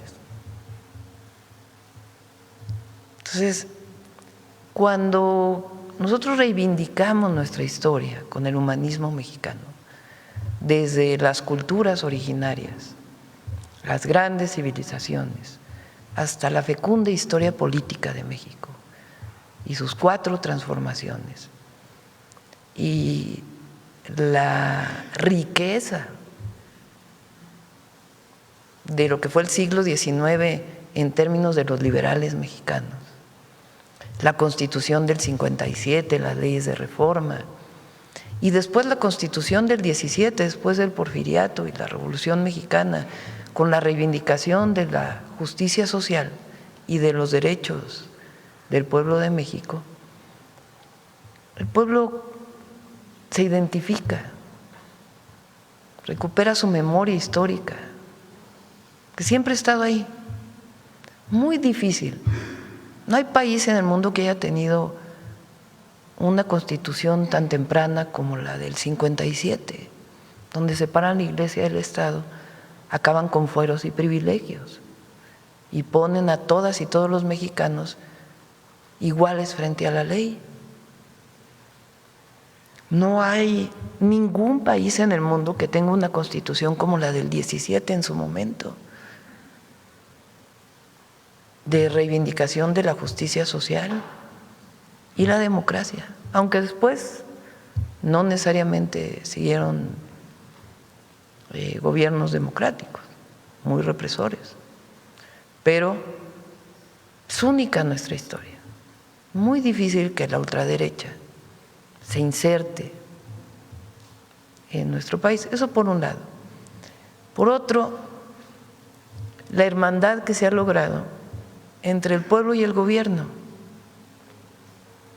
Pues eso nosotros no podemos traicionar, nunca, nunca. Y la honestidad tiene que ser nuestra bandera, y ser honestos, y no mentirle nunca al pueblo, y seguir con el programa que nos propusimos de transformación, de redistribución de la riqueza y de generación de riqueza también, con inversiones públicas, privadas. Pero es único el fenómeno mexicano. Tenemos que cuidarlo, conservarlo y seguir con la revolución de las conciencias, siempre. Y también los medios alternativos juegan un papel muy importante aquí, muy importante, ustedes, porque es una opinión distinta. Imagínense si solo existieran los medios comerciales. Ahora, hay que entrar a una discusión que lo he planteado aquí, ya después de que termine el Mundial, ya entramos también a esas discusiones más de fondo, de las plataformas de redes sociales y los famosos algoritmos. ¿Quién tiene la propiedad de estas plataformas? ¿Cómo se administra la información? La inteligencia artificial, que es una discusión, bueno, Inglaterra acaba de, Reino Unido acaba de prohibir que se tenga redes sociales hasta los 17 años, ¿no? y en las escuelas. En muchos estados de la República también ya lo han hecho, porque generan muchísimos problemas que ya hemos platicado aquí. Entonces, también tenemos que entrar a esa discusión, porque en efecto la manipulación de la información, las mentiras, la ficción y ahora vinculada con inteligencia artificial, pues sí puede llegar a confundir a algunas personas. Pero por eso lo más importante es el casa por casa, porque no hay nada más poderoso, incluso frente a las redes sociales, que el frente a frente. Importante que lo mencione ahora que se están registrando los que podrían terminar siendo candidatos del movimiento para el 2027. Creo que ha dejado ahí mucha tarea y mucha carnita para la reflexión. Presidenta, si me permite, por la gran homofobia de esto de la entrevista, permítame hacer una aclaración, que aquí no, el problema no es la preferencia sexual de alguien. Si eso no es, eso sería lo irrelevante, sino lo grotesco, como dice usted, sí, de lo que se quiere mover. Pero además usar la homofobia como bandera, o sea, en efecto, primero es mentir, es calumnia, es bajeza, vulgaridad, no sé, con podredumbre. Pero además es utilizar la homofobia como una forma de propaganda, o sea, es además enfermizo. Como si fuera pecado, además. Enfermizo, totalmente enfermizo. O sea, pero ¿qué tienen en la mente? Para poder inventar y utilizar esto como una forma de propaganda. En fin, habla de ellos, de lo que son. Y si me permite, ya que estamos en las reflexiones para cerrar, Presidenta, y agradecerle que nos haya concedido estos minutos. En su momento yo le dije al presidente Andrés Manuel López Obrador que consideraba respetuosamente que era un error no promover el juicio a los expresidentes. Yo sé que también usted tiene su opinión, porque muchos considerábamos, y creo que el tiempo nos ha dado la razón, que en la oposición iban a buscar, con razón o no le iban a perdonar con razón o no, insisto. Bueno, el PAN lo está denunciando en la Corte de Justicia Internacional por supuestos crímenes de lesa humanidad. Presidenta, ¿no es momento también de informarle al pueblo de México si hay investigación o no y en dónde están las que había sobre los expresidentes? Aquí en este foro, el presidente Andrés Manuel López Obrador me hizo el favor de llamar a Pablo Gómez cuando era director de la UIF y confirmó que había una investigación sobre los dineros que le estaban llegando a España a Enrique Peña Nieto. ¿En qué quedó eso? Aquí también se ha hablado de Felipe Calderón, y más allá de las denuncias de un capitán y de un comisario sobre lo que le dijeron de las cochinadas que estaba haciendo Genaro García Luna como su superpolicía, un hombre cercano a su círculo, el exministro Arturo Saldívar, denunció un operativo de Estado para proteger a los familiares de en ese entonces primera dama Margarita Zavala por el incendio de la guardería ABC, ahora que la Suprema ha tomado una decisión importante en ese sentido. Se investigó qué ha pasado con esta denuncia de Arturo Saldívar Lelo de la Rea. Y ya no me quiero ir ni siquiera para Cedillo, que aquí usted también mencionó denuncias como las del abogado César Gutiérrez Priego sobre las presuntas relaciones de la familia de la ex primera dama con el crimen organizado, o lo ha dicho Nancy Flores de la revista Contralínea, los contratos por las cabañas de Vicente Fox entregadas a sus amigos a sobreprecio, etcétera, etcétera, etcétera. ¿No es momento, Presidenta, de transparentar al pueblo de México si hay investigaciones y en dónde están? ¿Y por qué no habría investigaciones si hay denuncias de esta magnitud, Presidenta? Le correspondería a la Fiscalía. De nuestra parte no vamos a… O sea, digamos, cuando se encuentra a partir de la Fiscalía que hay un delito particular, adelante, la Fiscalía puede seguir con sus investigaciones. Nadie le va a decir que no lo haga, son autónomos. Por lo menos en el caso de Enrique Peña Nieto, Que tengo lo entendido informe que la había Fiscalía. una investigación. Sí, aquí lo presentó en su momento con el presidente López Obrador, Pablo Gómez. Entonces, pues la fiscal puede informar sobre estos temas.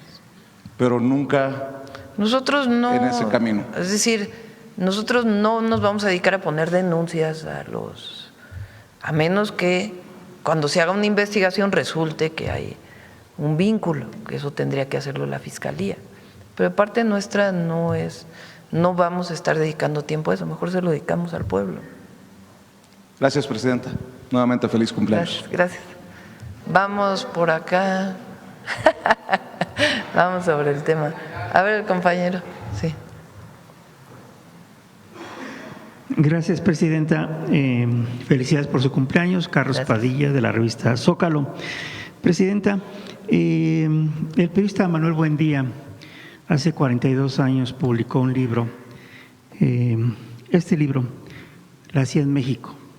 Y en este libro, Manuel Buendía, asesinado en el 84, reúne las notas que publicó en distintos periódicos durante 10 años de las actividades de la CIA en México.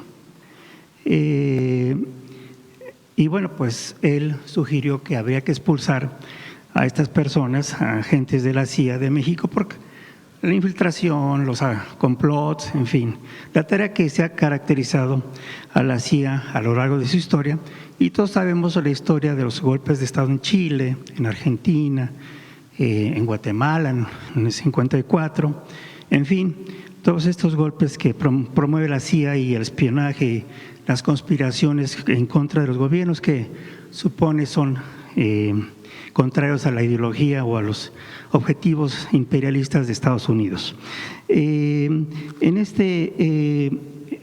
Bueno, eso durante 10 años recopiló en este libro Manuel Buendía. El cineasta Carlos Mendoza, en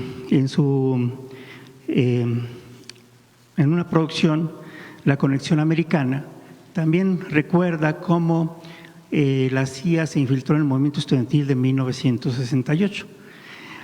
Le comento esto, Presidenta, porque no sé si su gobierno, si la Secretaría de Seguridad, si la Secretaría de la Defensa Nacional tendrá información de que la Agencia Central de Inteligencia estadounidense habría reclutado a la gobernadora de Chihuahua, María Eugenia Campos, como informante o como colaboradora de la Agencia Central de Inteligencia. ¿Por qué digo esto? Bueno, por las facilidades que le brindó la gobernadora, no solamente a la CIA, sino a otras agencias, como lo ha declarado, aceptado ella, e inclusive de infraestructura. El edificio ese, que las oficinas que se le facilitó, su gobierno, Presidenta, tiene información de que la CIA haya reclutado a la gobernadora del PAN, María Eugenia Campos.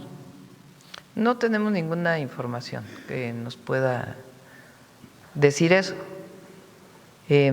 Lo que nosotros hemos señalado aquí en la mañanera, y la Fiscalía lleva a cabo su propia investigación, es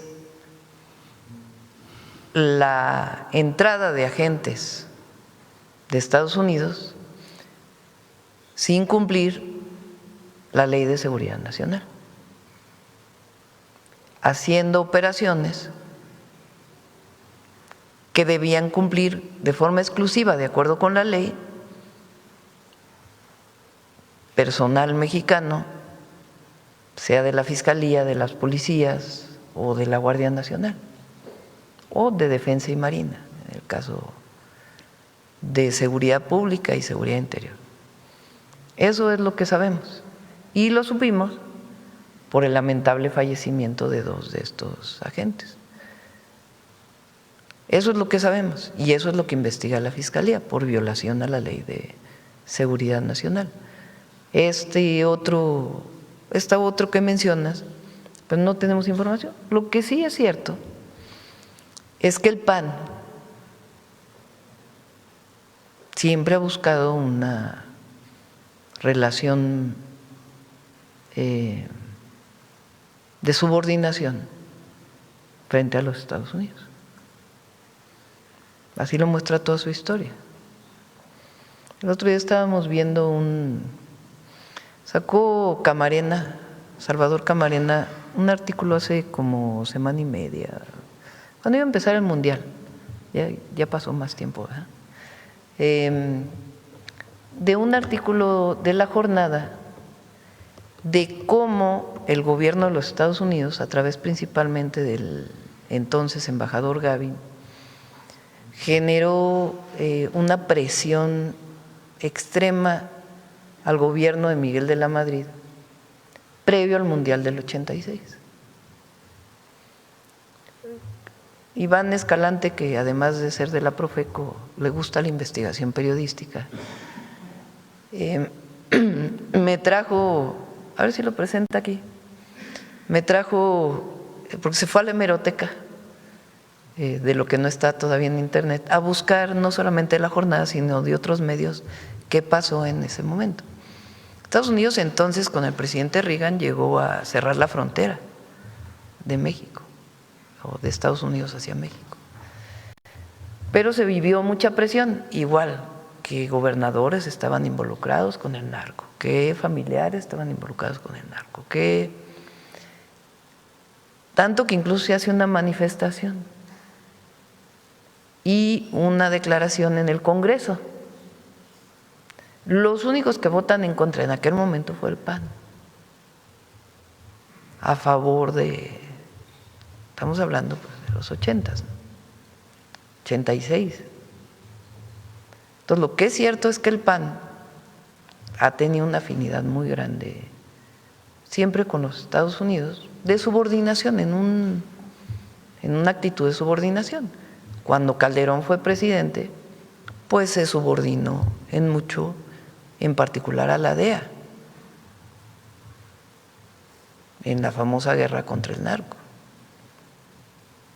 Claro que en realidad es el PRIAN, porque por más que ahora quieran parecer separados, pues es el PRIAN, porque la alianza que se da desde Salinas hasta Peña Nieto, y después ya formalmente en el 21 y el 24, pues fueron los dos partidos que aprobaron todas las reformas estructurales, lo que ya conocemos. Pero sí hay una actitud de ese partido político de mayor subordinación.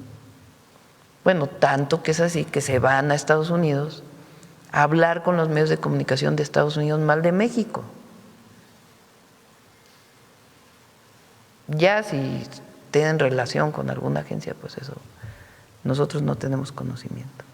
Presidenta, en la revista Zócalo de junio, el doctor en Derecho Constitucional Jaime Cárdenas publicó un artículo donde aporta elementos para señalar que la gobernadora del PAN, María Eugenia Campos, habría incurrido en violaciones a la Constitución y que habría elementos también para entablarle un juicio político en contra de la gobernadora. ¿Ustedes como gobierno tienen alguna posición al respecto? La Fiscalía es la institución que debe investigar cualquier delito. No le corresponde al Gobierno de México. Nosotros señalamos y en todo caso presentamos denuncia cuando consideramos que así debe ser, particularmente en el caso de la Secretaría de Seguridad y Protección Ciudadana o la Guardia Nacional, relacionadas con generadores de violencia. Pero ya le corresponde a la Fiscalía ver si hubo delito o no y quiénes cometieron ese delito en el caso de Chihuahua. Presidenta, en otra pregunta, en semanas atrás, la derecha y la ultraderecha trajeron a México a Díaz Ayuso, y también a la diputada Cayetana Álvarez de la ultraderecha. La pasearon por medios, en fin, promoviendo pues esa tesis de primero resucitar a Hernán Cortés y también pues para presionar al gobierno mexicano y aislarlo de alguna manera, pues también con las versiones estadounidenses de que hay acá un mal gobierno. Sin embargo, mañana estará aquí en Palacio Nacional Rey Felipe VI. Pareciera que esta intención de desacreditar al gobierno mexicano y de recuperar la memoria de Hernán Cortés, un genocida, pues contraviene esa presencia con esa tesis de la ultraderecha. Parece ser que Felipe VI respalda a su gobierno en su intención de limar asperezas y reconocer la violencia que cometieron los conquistadores en contra de los pueblos originarios. ¿Usted qué opinión tiene acerca de esto?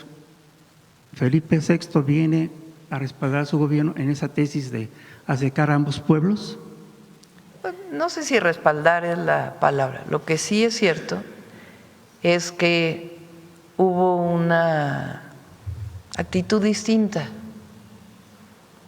de cuando se pidió el perdón con el presidente López Obrador, que lo tomaron como una ofensa, cuando no era así, porque además la carta estaba muy bien escrita y planteaba que hubiera algo conjunto, no pretendía otra cosa más que reconocer las atrocidades que hubo con la llegada de los españoles a México.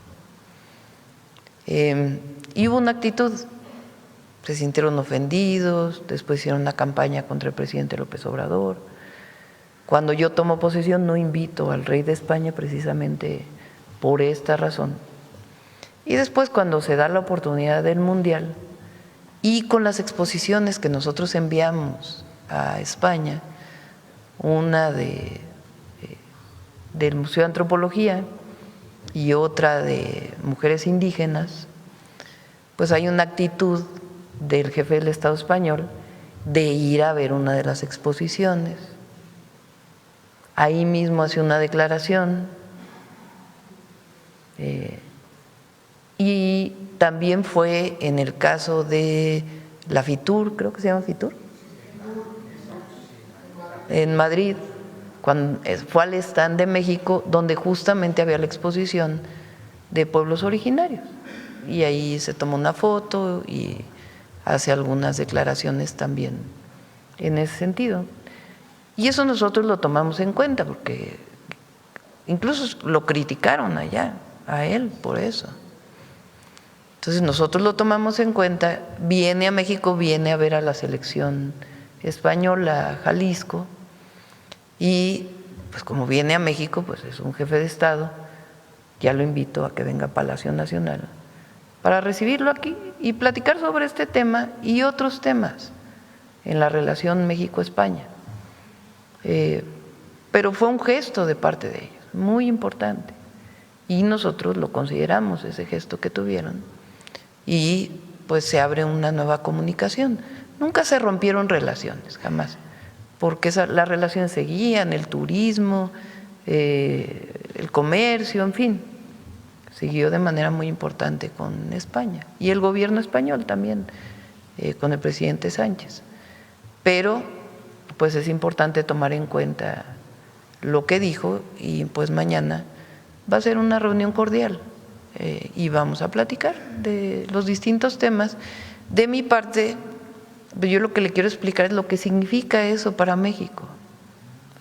¿Por qué es importante para México el reconocimiento de los pueblos originarios, de su grandeza cultural, de lo que representan para México las grandes civilizaciones de antes y los pueblos originarios de hoy?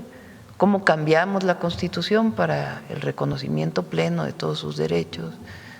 Son temas que yo quiero platicar con él y decirle por qué es importante para México, ya más allá del momento de la solicitud del perdón, sino más bien poder explicar como presidenta por qué para nosotros es un asunto de dignidad, de reconocimiento de nuestro pueblo y de lo que somos. Y al mismo tiempo pues hablaremos de otros temas también, hasta de fútbol, yo creo que vamos a hablar. Muy bien, por último, Presidenta, nos acaban de informar acerca de la política de su gobierno para impulsar las energías renovables. La semana pasada se publicó un desplegado en donde integrantes del comité que se formó para opinar acerca del fracking pues recomendaron a su administración evitar el fracking.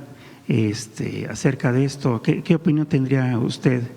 ¿Se seguirá Está trabajando el grupo de científicos, se ha ampliado incluso parte de lo que de otros científicos también de la UNAM, del Politécnico, está en este plan de fuentes renovables de energía o de incremento de fuentes renovables de energía y también de eficiencia energética.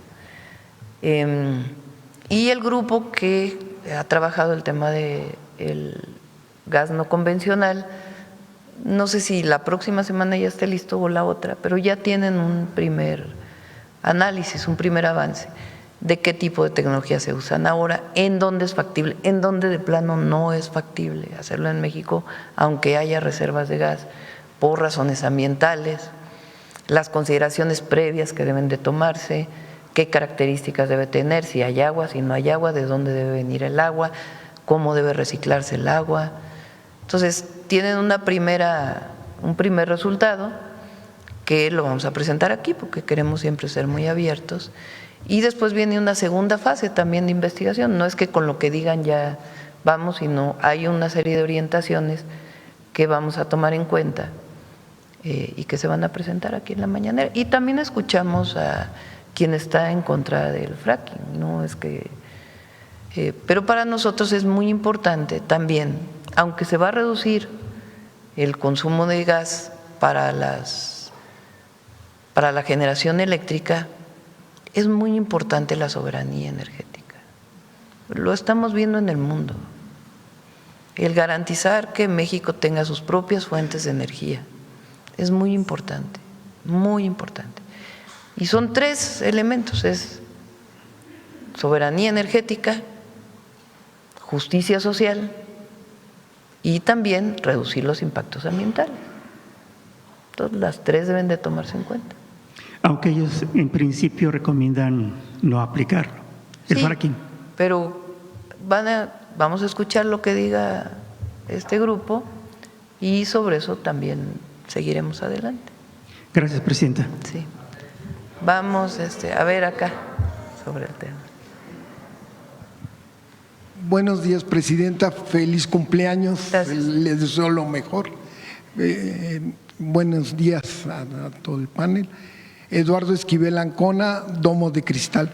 Mi primera pregunta es sobre este proyecto que se hizo la Comisión Federal de Electricidad de renovar, repotencializar 16 plantas hidroeléctricas.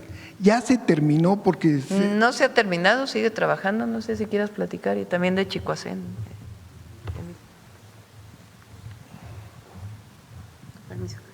El proyecto que se inició la administración pasada, todavía tenemos centrales que están actualmente algunas unidades en la modernización.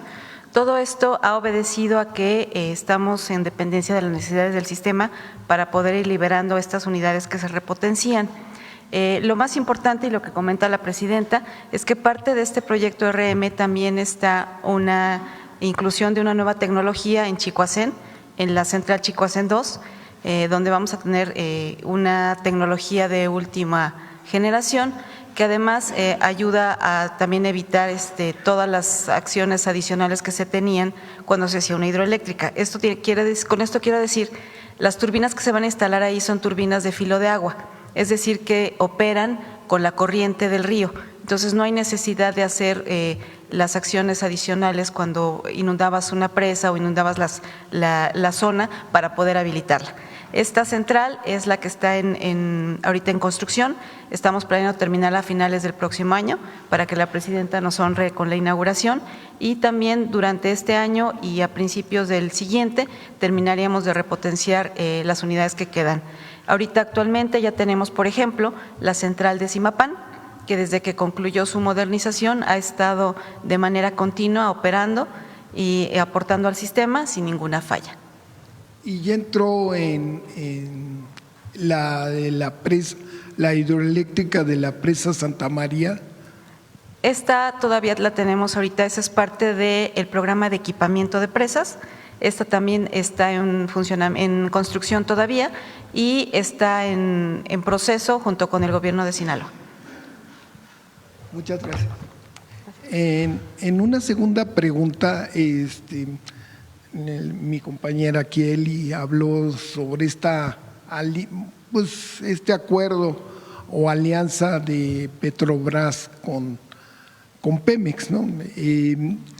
¿Cómo hacerle para que no pase lo mismo que pasó con Repsol cuando Pemex se unió, que el único que ganó fue Repsol, Pemex fue una pérdida espantosa, tuvo pérdidas, invirtió en ser accionista y ni siquiera los dejaban entrar a las juntas de consejo a los mexicanos?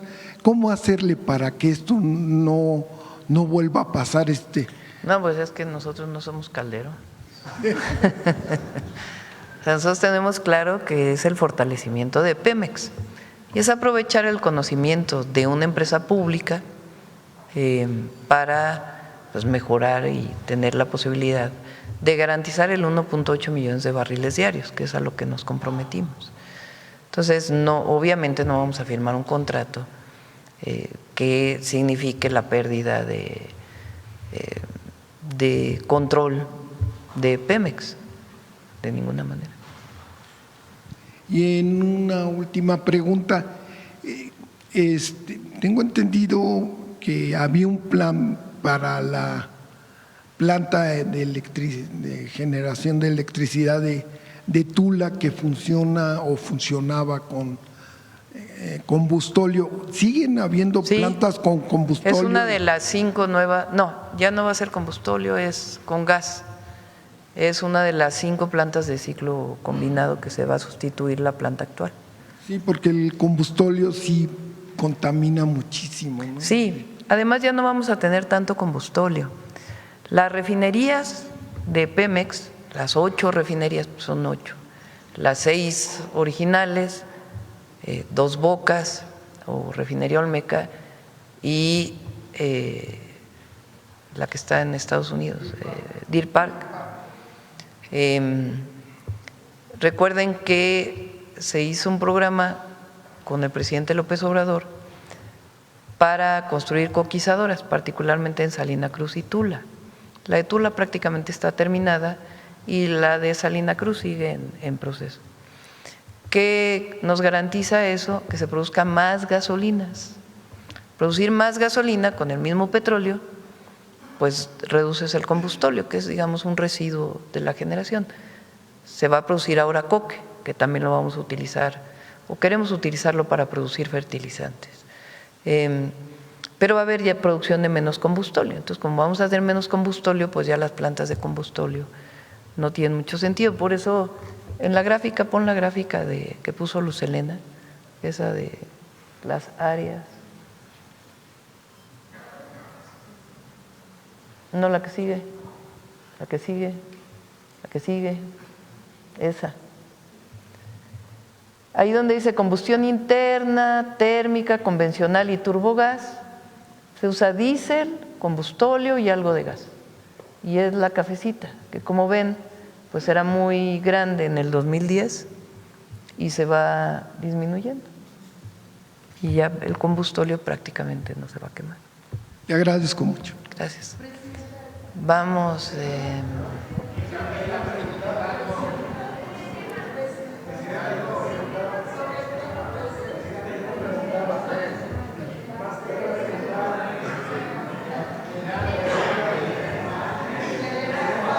Vamos con el detector de mentiras. Mañana ya le damos la palabra a todos. Más breves tienen que ser todos para que más tomen la palabra. Con su permiso, Presidenta. Si hacen una pregunta cada uno, pues les toca más. Con su permiso. Buenos días a todas y todos. Desmentir las falsedades es defender el derecho a la información. También es contribuir al debate público y a la defensa de la democracia. Es poner la verdad sobre la mentira y el odio.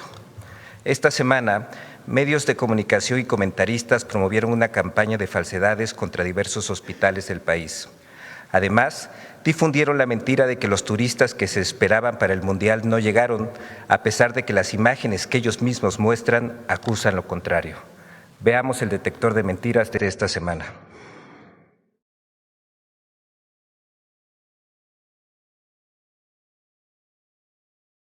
Falsas clausuras de gasolineras, mentiras sobre la ocupación hotelera en el país, son algunas de las noticias falsas que el detector de mentiras localizó esta semana.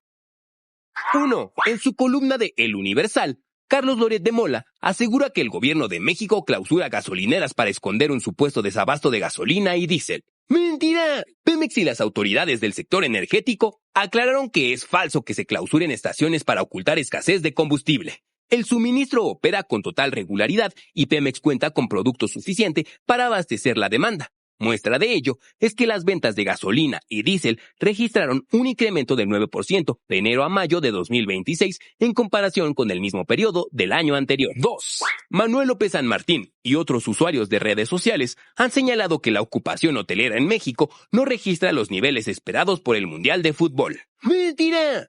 La actividad turística y hotelera en el país mantiene un crecimiento constante. La Secretaría de Turismo informó que de enero a abril de 2026, México recibió 16.5 millones de turistas internacionales, lo que representa un incremento del 5.5% en comparación con el mismo periodo de 2025. Asimismo, impulsada por la actividad deportiva y las sedes mundialistas, la ocupación hotelera registra niveles óptimos de entre el 85 y el 95% durante los días de partido.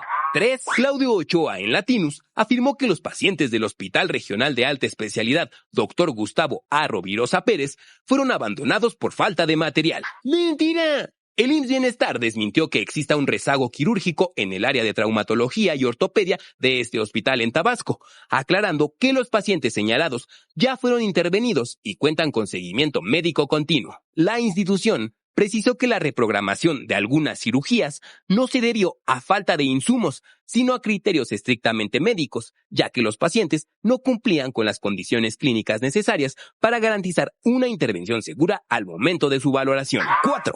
Espacios de ADN Noticias aseguraron que se retiró el suministro de alimentos para pacientes en los hospitales psiquiátricos Dr. Juan N. Navarro y Fray Bernardino Álvarez. Denunciaron el retiro del suministro para alimentos para personas internadas en el Hospital Psiquiátrico Fray Bernardino Álvarez, Hospital Psiquiátrico Infantil Juan N. Navarro. ¡Mentira! La Comisión Nacional de Salud Mental y Adicciones informó que en ningún momento se ha suspendido el servicio de alimentos ni la atención de los pacientes en ambos hospitales. La institución aclaró que el abasto y continuidad de las dietas para pacientes y personal están plenamente garantizadas tras emitirse el fallo formal de la licitación pública nacional correspondiente para la contratación de este servicio.